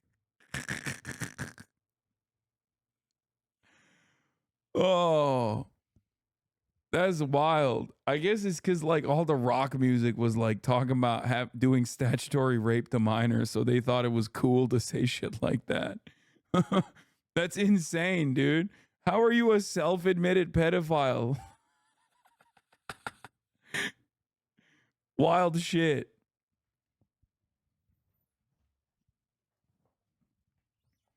Yeah, he heard she was only 17, if you know what I mean. And he was like, I do know what you mean. I'm Pete Rose.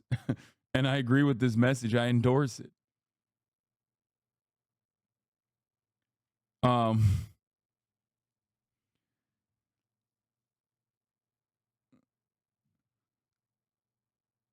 Yeah, but like no one has more hits than him ever, so that's gotta like mean something. He was banned from baseball for gambling on the MLB. What does that mean? Does that mean that being a pedophile makes you hit harder? Like, is that my takeaway from this? I didn't know anything about Pete Rose until this moment, and let me tell you, everything I found out about him in the last 3 minutes have been awful. Okay, what the fuck?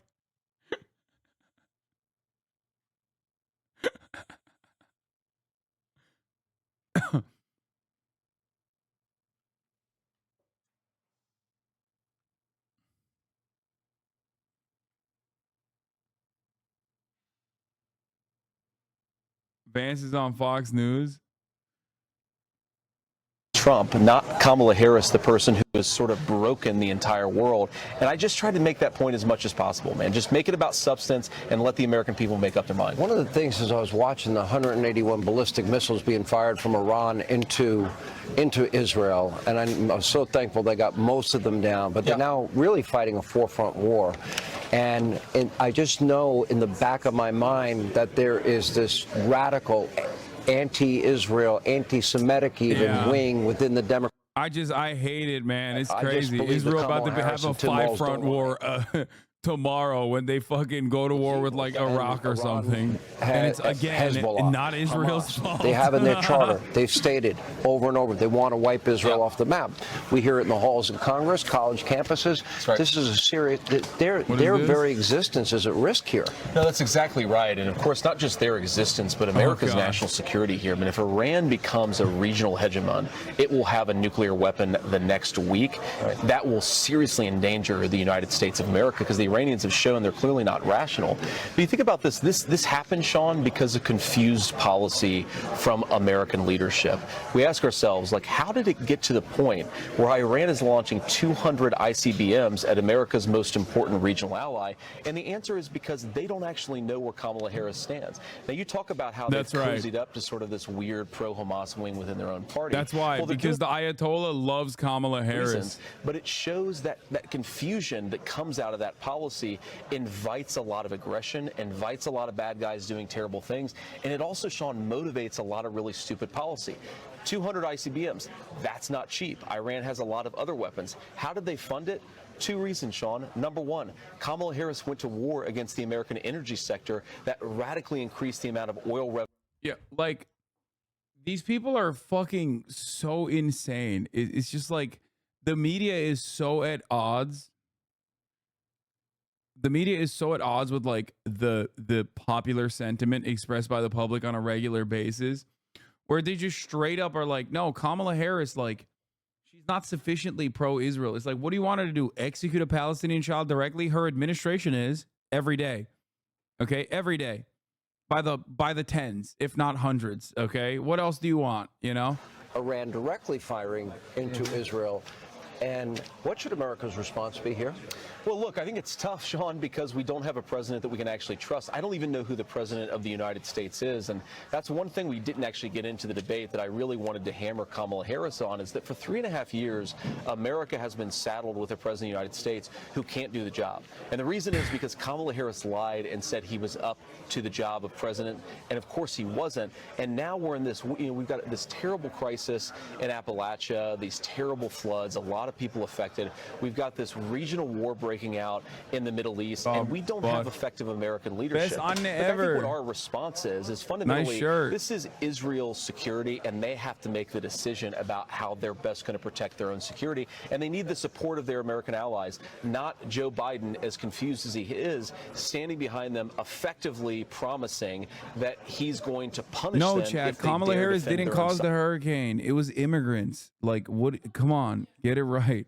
Kamala Harris caused everything bad because she brought the immigrants in who caused the hurricanes. A viable intelligence service. Duh. They're going to make their own decision about how to protect their sovereignty. I think our role here, support our friends, and also get back to some common sense foreign and economic policies so that we can be strong enough to respond to the next national security challenge. Let me ask you, you kept bringing up a point that I felt was very effective in this debate, and that is she's been vice president nearly 4 years. Yeah.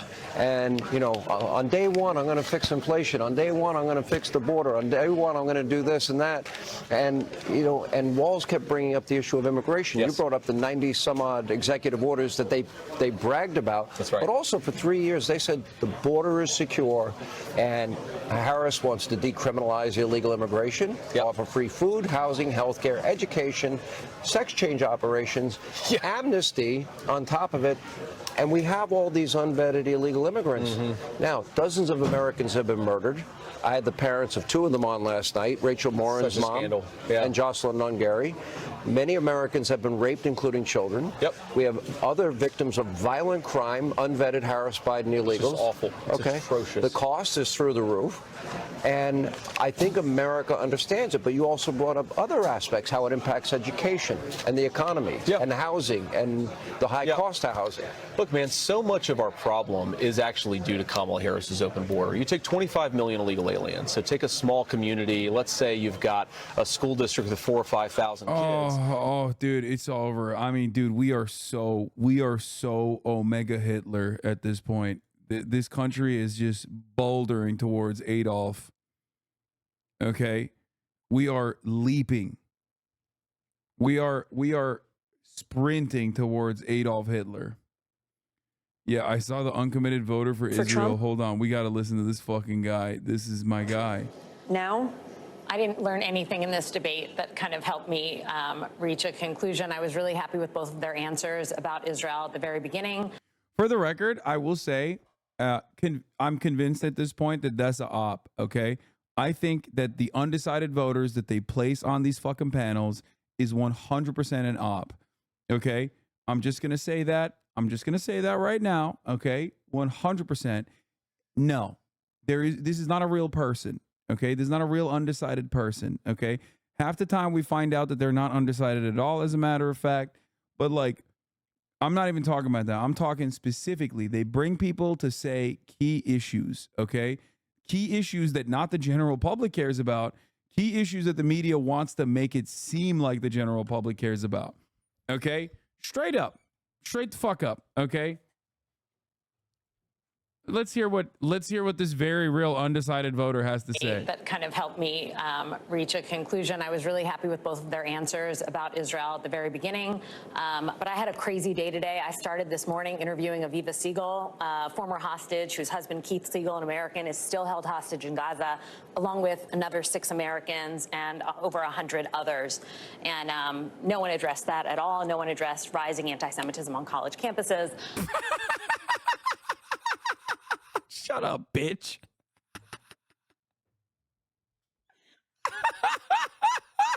Get the fuck out of here. Come on, dude. Oh my God. Be fucking real, dude. Oh my God. She said nobody addressed the issue of rising anti-Semitism on college camp. Get the fuck out of here. Oh my God. Oh my God. Oh, fuck out of here, dude. Okay. Yeah. I'm a stevedore, and honestly, I'm a longshoreman.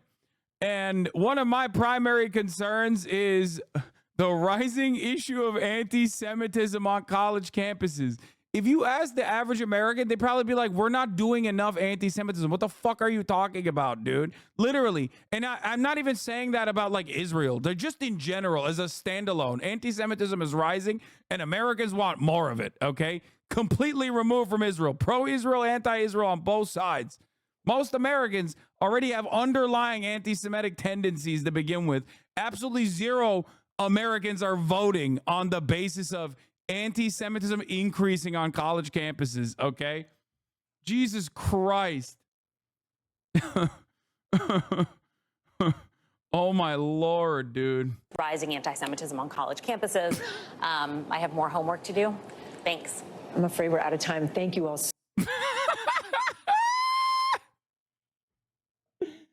Oh, that's great. That's great. That's cool, man. Oh, Jesus Christ. Average rural Pennsylvanian probably, yeah, the average rural Pennsylvanian not probably, definitely believes that, okay? And on both sides of the issue of Israel, for the record, like, they could be, the average rural Pennsylvanian was like, I don't know why we're giving so many tax dollars to the Jew nation. They control the media. That's probably why. Or we need to give more tax dollars to defend Israel because it's the God's chosen children, and I'm an evangelical, but also they run the media. Both sides of the issue is going to be anti-Semitic. It's the United States of America, okay? Come on. Literally. Ridiculous. Like, she didn't even say anti-Semitism rising in America. She said on college campuses, brother.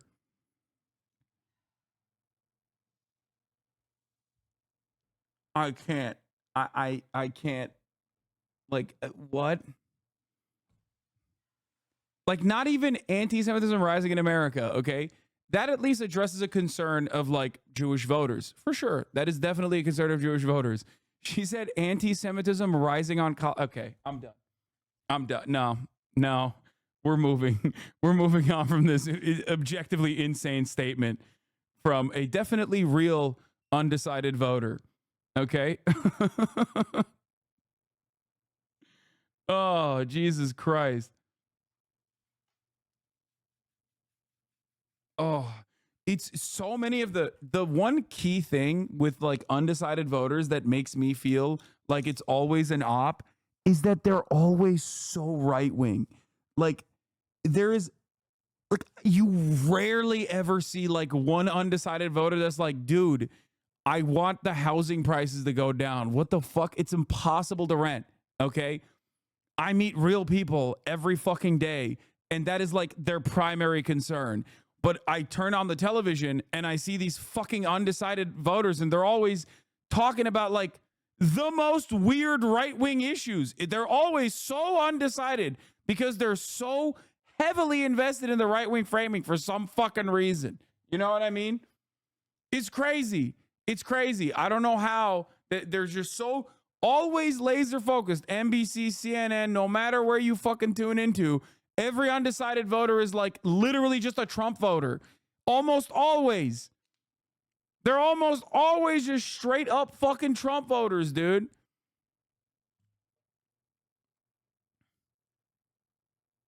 It's wild. Meet Americans where they're at in the fucking real world. They come across like they're goddamn socialists when it comes to like their own economic struggles and how to address them. But turn on the TV and everyone's a goddamn small business owner who's like, we really got to fucking move on this stuff, you know? We really got to make sure that we lower the corporate tax rate a little bit further, am I right? And it's like, bitch, you own an HVAC business. Fuck you mean lower the corporate tax burden? What are you talking about? Oh my God.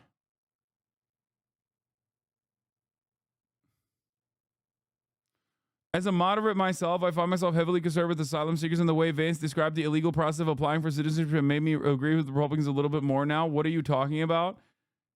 Look at comment history. What? As a moderate voter myself, Thank you for covering the Hurricane Helene devastation. If you haven't seen Covering the Minor Story in Tennessee about the CEO made the employees stay during the initial flooding, I think it would find it very interesting, especially since it ties. Wait, what do you mean? There is no illegal process, brother. What are you talking about? Unless you think the Customs and Border Patrol and the Department of Homeland Security is in the tank for fucking Kamala Harris and they secretly want a migrant invasion in the way that J.D. Vance is representing it, you should not believe anything he said. That application process is simply to streamline the applicants, okay? They look through and only give temporary protected citizenship status to migrants when they have a legal claim for asylum. Oh.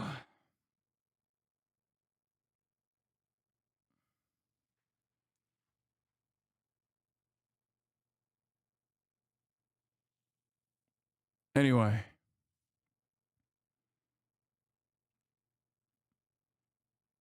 Can you play the whole undecided panel section? Hopefully, we'll look at it tomorrow, most likely. It's one of my favorite parts of like these kinds of debate mania, the debate shit is like when you get to hear from like very obviously right-wing voters that they hand selected on a bunch of key issues that like average Americans definitely do not care about. Okay? Definitely do not care about. Every undecided voter is like, in 2016, I voted for Donald Trump. In 2020, I voted for Donald Trump. I'm an undecided voter. I'm voting for Donald Trump. It's like, well, bitch, why are you on the panel? You're not undecided. You are literally de-fucking-sided. You have decided with more conviction than like 70% of the Democratic electorate. Like, what are you talking about? Democratic Party voters are less decided than you, okay? They're still like, I don't know. The immigration stuff's kind of weird to me. I'm a Democrat, but I don't get it. Meanwhile, these motherfuckers are the ones that are getting like, it's like QAnon supporters that are like, you know, I do think that the Democrats are pedophilic vampires who are actually overtaking the government by the way of deep state and you know, doing targeted blackmail assassination campaigns and then cloning out the fucking candidates with like different versions of them that to make them more docile to communist sentiment. But also, I'm a little undecided on the issue. It's like, no, you're not. You're Ashley Babbitt. You got shot in the fucking head at the Capitol on January 6th, okay? You are Ashley Babbitt. You are not undecided. You have made your decision. What the fuck? Rest in peace, comrade. Ashley Babbitt.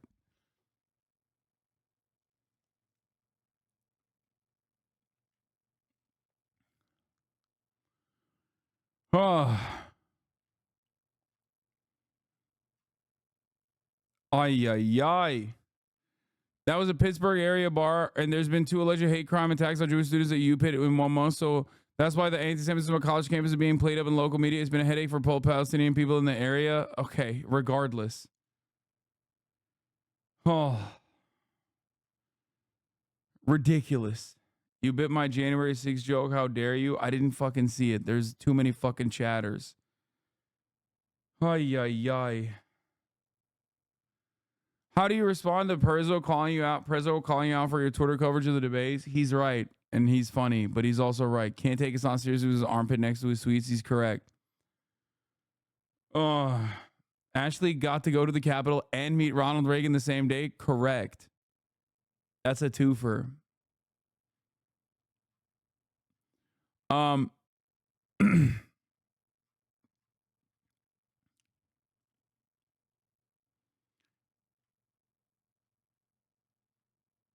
What else was I going to say?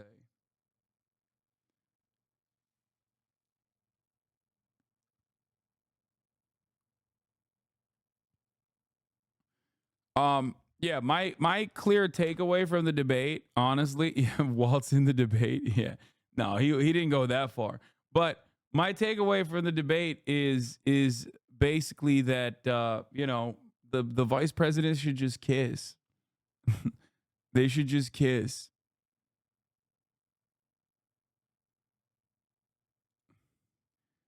You know? I don't know why they just don't kiss. They should kiss more.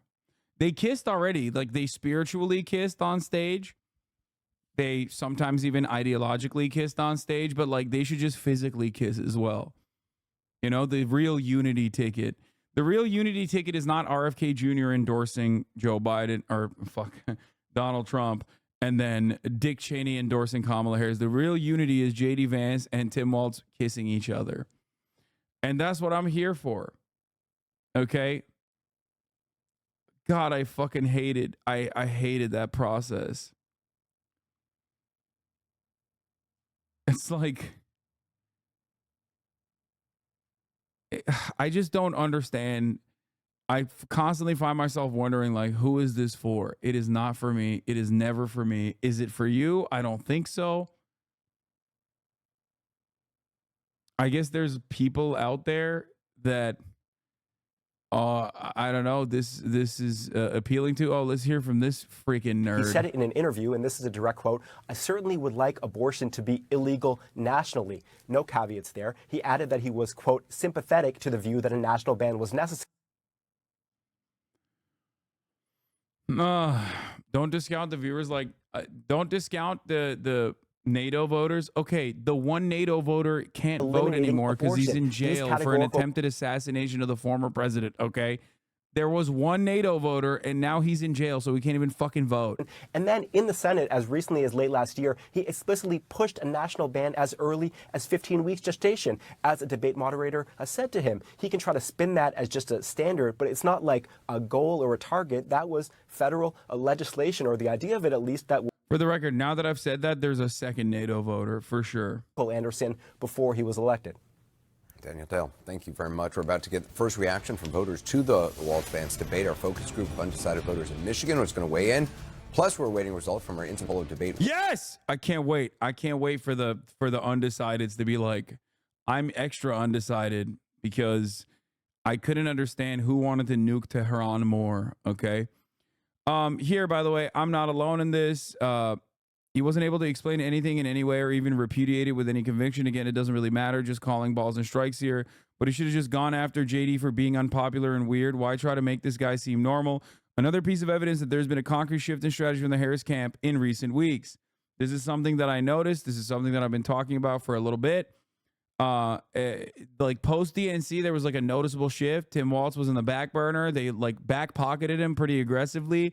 They also neutered a lot of the most effective parts of his communication strategy, in my opinion, specifically addressing how fucking weird the Republicans are. I don't know why they did that. Maybe they just like saw something and they were scared. I don't know. Or maybe they're just afraid of victory. That could be a reason. Okay. Because they just stop saying that. They just, whenever they do something and it's like kind of popular, they're like, oh my God, we might actually end up putting up good numbers. We can't do that. Please, let's get back to this boring ass bullshit. Yes, never. Listen. The Democrats have a profound ability to snatch defeat from the jaws of victory, okay? They are literally running against a historically unpopular former president. So unpopular that he has now been assassinated twice, okay? And it didn't do shit to his numbers. Like, please be for fucking real.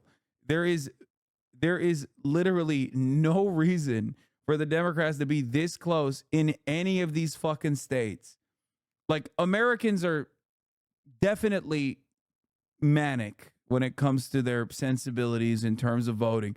Like, they are of two minds at all times. They'll say, we want amnesty now and we want it for all migrants. And then they'll, in the same breath, say, we want to fucking deport every migrant in this goddamn country. They're all rapists and drug dealers. Okay? Having said that, however,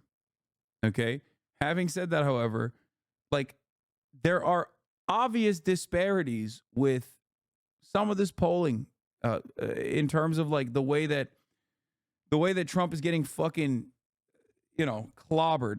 Also, who won the debate? First poll came out. Ed O'Keefe from Flash CBS News poll finds 42% at JD Vance, 41% Tim Walz, 17% tie. Oh.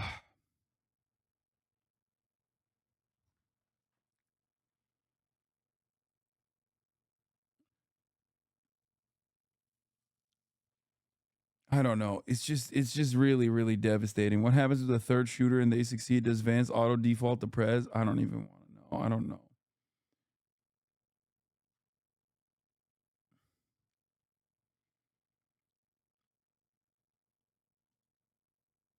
The difference for how the campaign strategy is shifting is Jeff Guerin.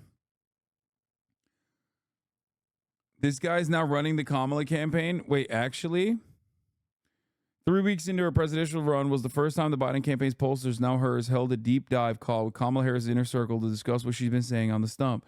Over the line came a lot of praise, but also some suggested tweaks. First, said veteran Democratic numbers man Jeff Guerin, summarizing their analysis, "Stop saying we're not going back. It wasn't focused enough on the future," he argued. Second, lay off on the weird talk. Too negative.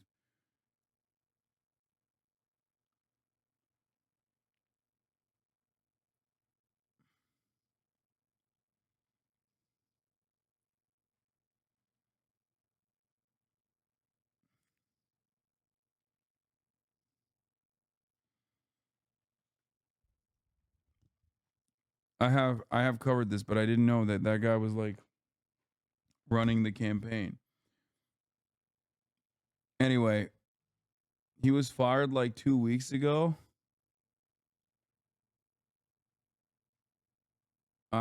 Was he? Okay, let's see CNN's undecided. Oh, let's go. I'm excited. Undecided voters, at least that's what they tell us. In the past, they voted for Democrats and Republicans. At least that's what they tell us. They were watching intently, taking copious notes throughout the course of the debate. And I actually want to start with overall impressions, guys, because all 7 of you came in undecided. 1 of you said they've made up their mind. Ryan, who are you going to vote for, and what kind of solidified that opinion? Well, I'm going to be voting for Kamala Harris. You know, one of the stark sort of aspects of that debate that really stuck with me was when they were talking about January 6th and how Mike Pence certified the election, and they were wondering if J.D. Vance would certify the election should Trump lose. And, you know... What? No! CNN! So 6 of you still remain undecided. About 35 days until the election. We're going to dig in on some issues in a moment and your reactions to those issues. But first, I want to talk about what Jake Tapper was just talking about in terms of the tone. Everybody seems to agree this was not a... That is 100%. That is like a Redditor, okay? Warm and fuzzy was what came to mind for you. What did you see tonight? I haven't seen a debate like this in a very long time. I'm sorry. I haven't seen a debate like this in a very long time. They supported each other. They were kind.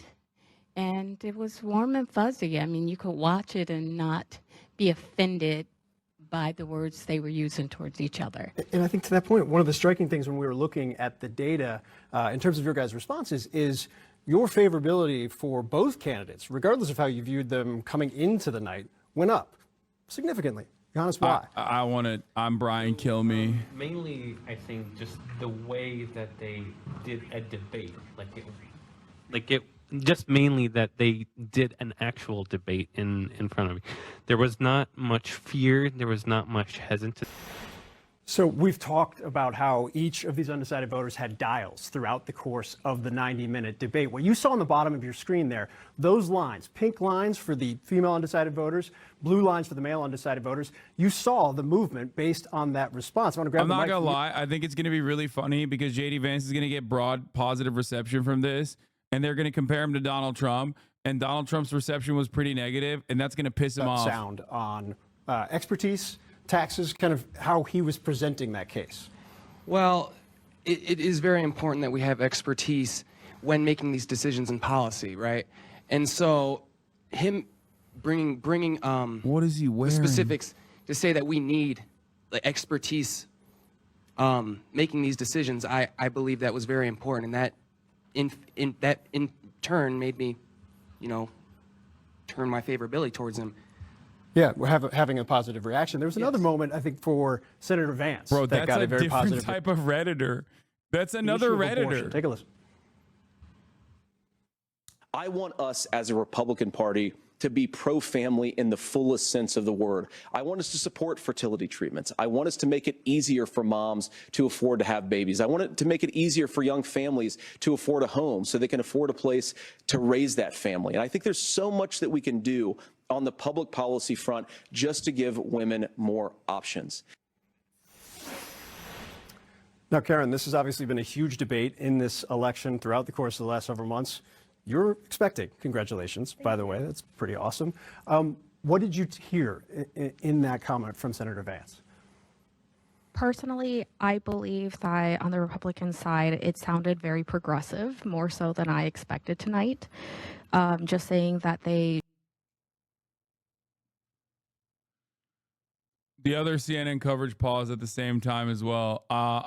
There's just something wrong with the live CNN feed.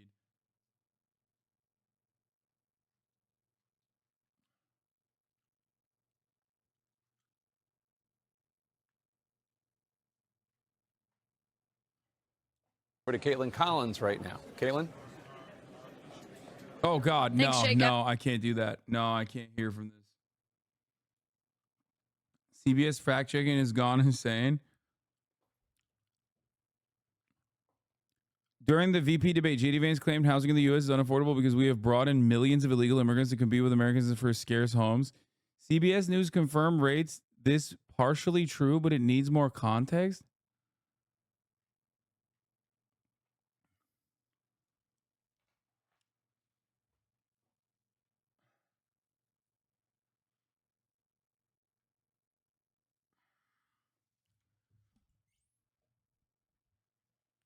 Fact check true by real American patriots.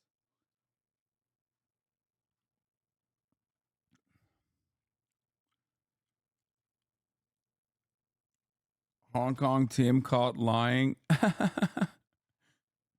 What the fuck was he saying about the Tiananmen Square? Like why? What?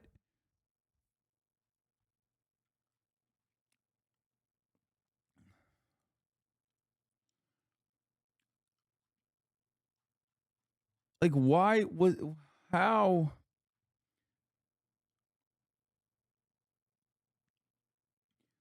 This is how TikTok is reacting to the debate. As much as I dislike JD, I think this debate has been by far the most respectful on both sides in years. They showed empathy and for the most part didn't talk over each other. They didn't trade. That debate was leaps and bounds better than our presidential debate. Oh, God. Gross.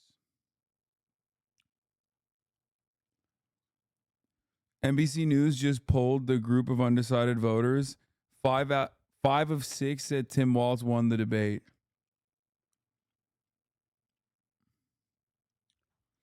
Yeah, I still think they're ops.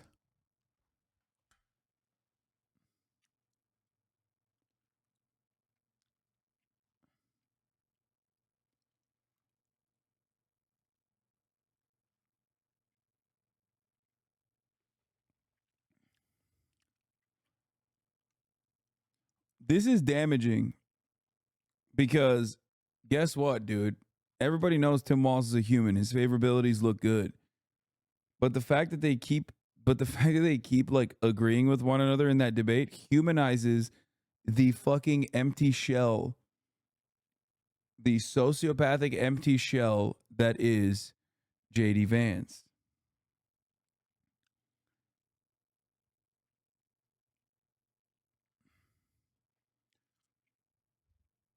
My MAGA mom prefers Walz over Vance now somehow. I thought Walz dropped the ball hard.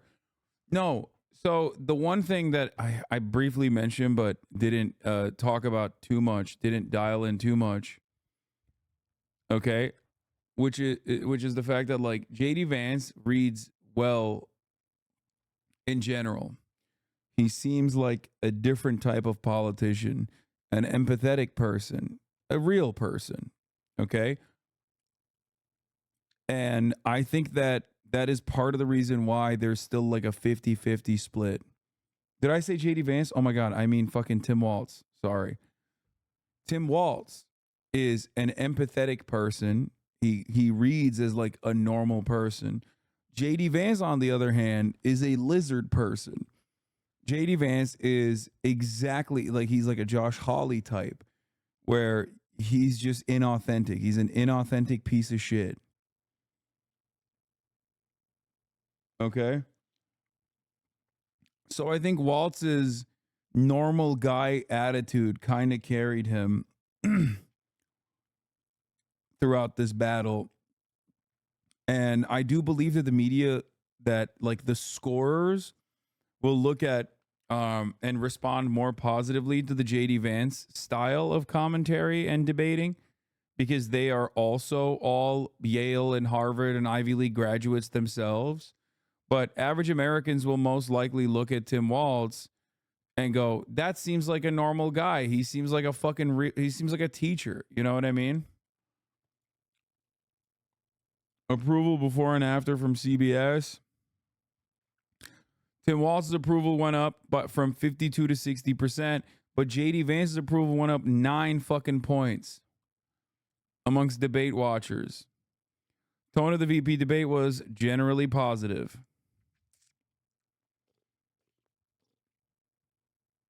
Yeah. And that's not good because people already liked Tim Walz, but people did not like JD Vance before. So them agreeing, this was the other reason why I kept fucking yelling about them agreeing. You're just only humanizing. You're only fucking humanizing the lizard in a skin suit that is JD Vance. And that's part of the reason why you didn't even see JD Vance like defend Donald Trump all that much.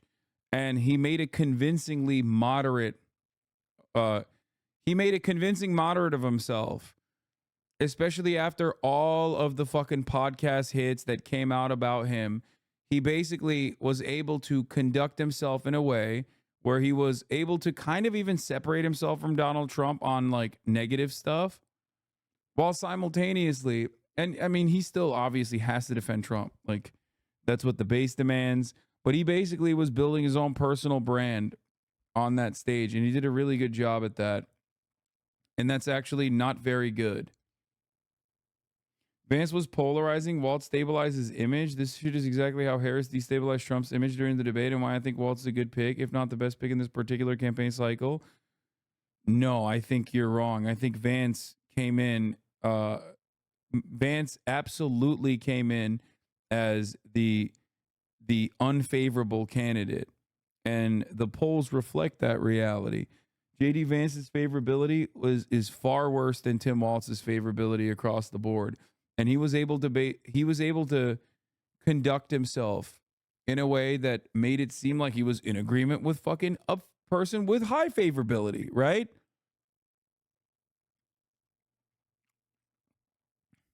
I was shocked at how personal this debate was between the two of them. It definitely did not feel like a typical VP debate. Usually they talk about the top of the tickets like 90% of the time. This time they talked about the tops of the tickets like 40% of the time. Yeah.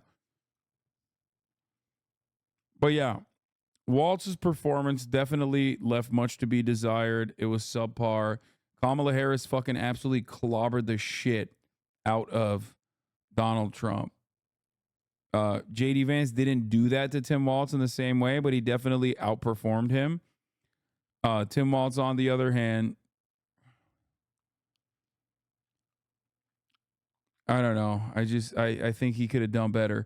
But the only reason why he didn't take too much of a hit is because he's still objectively more likable and more human than most politicians.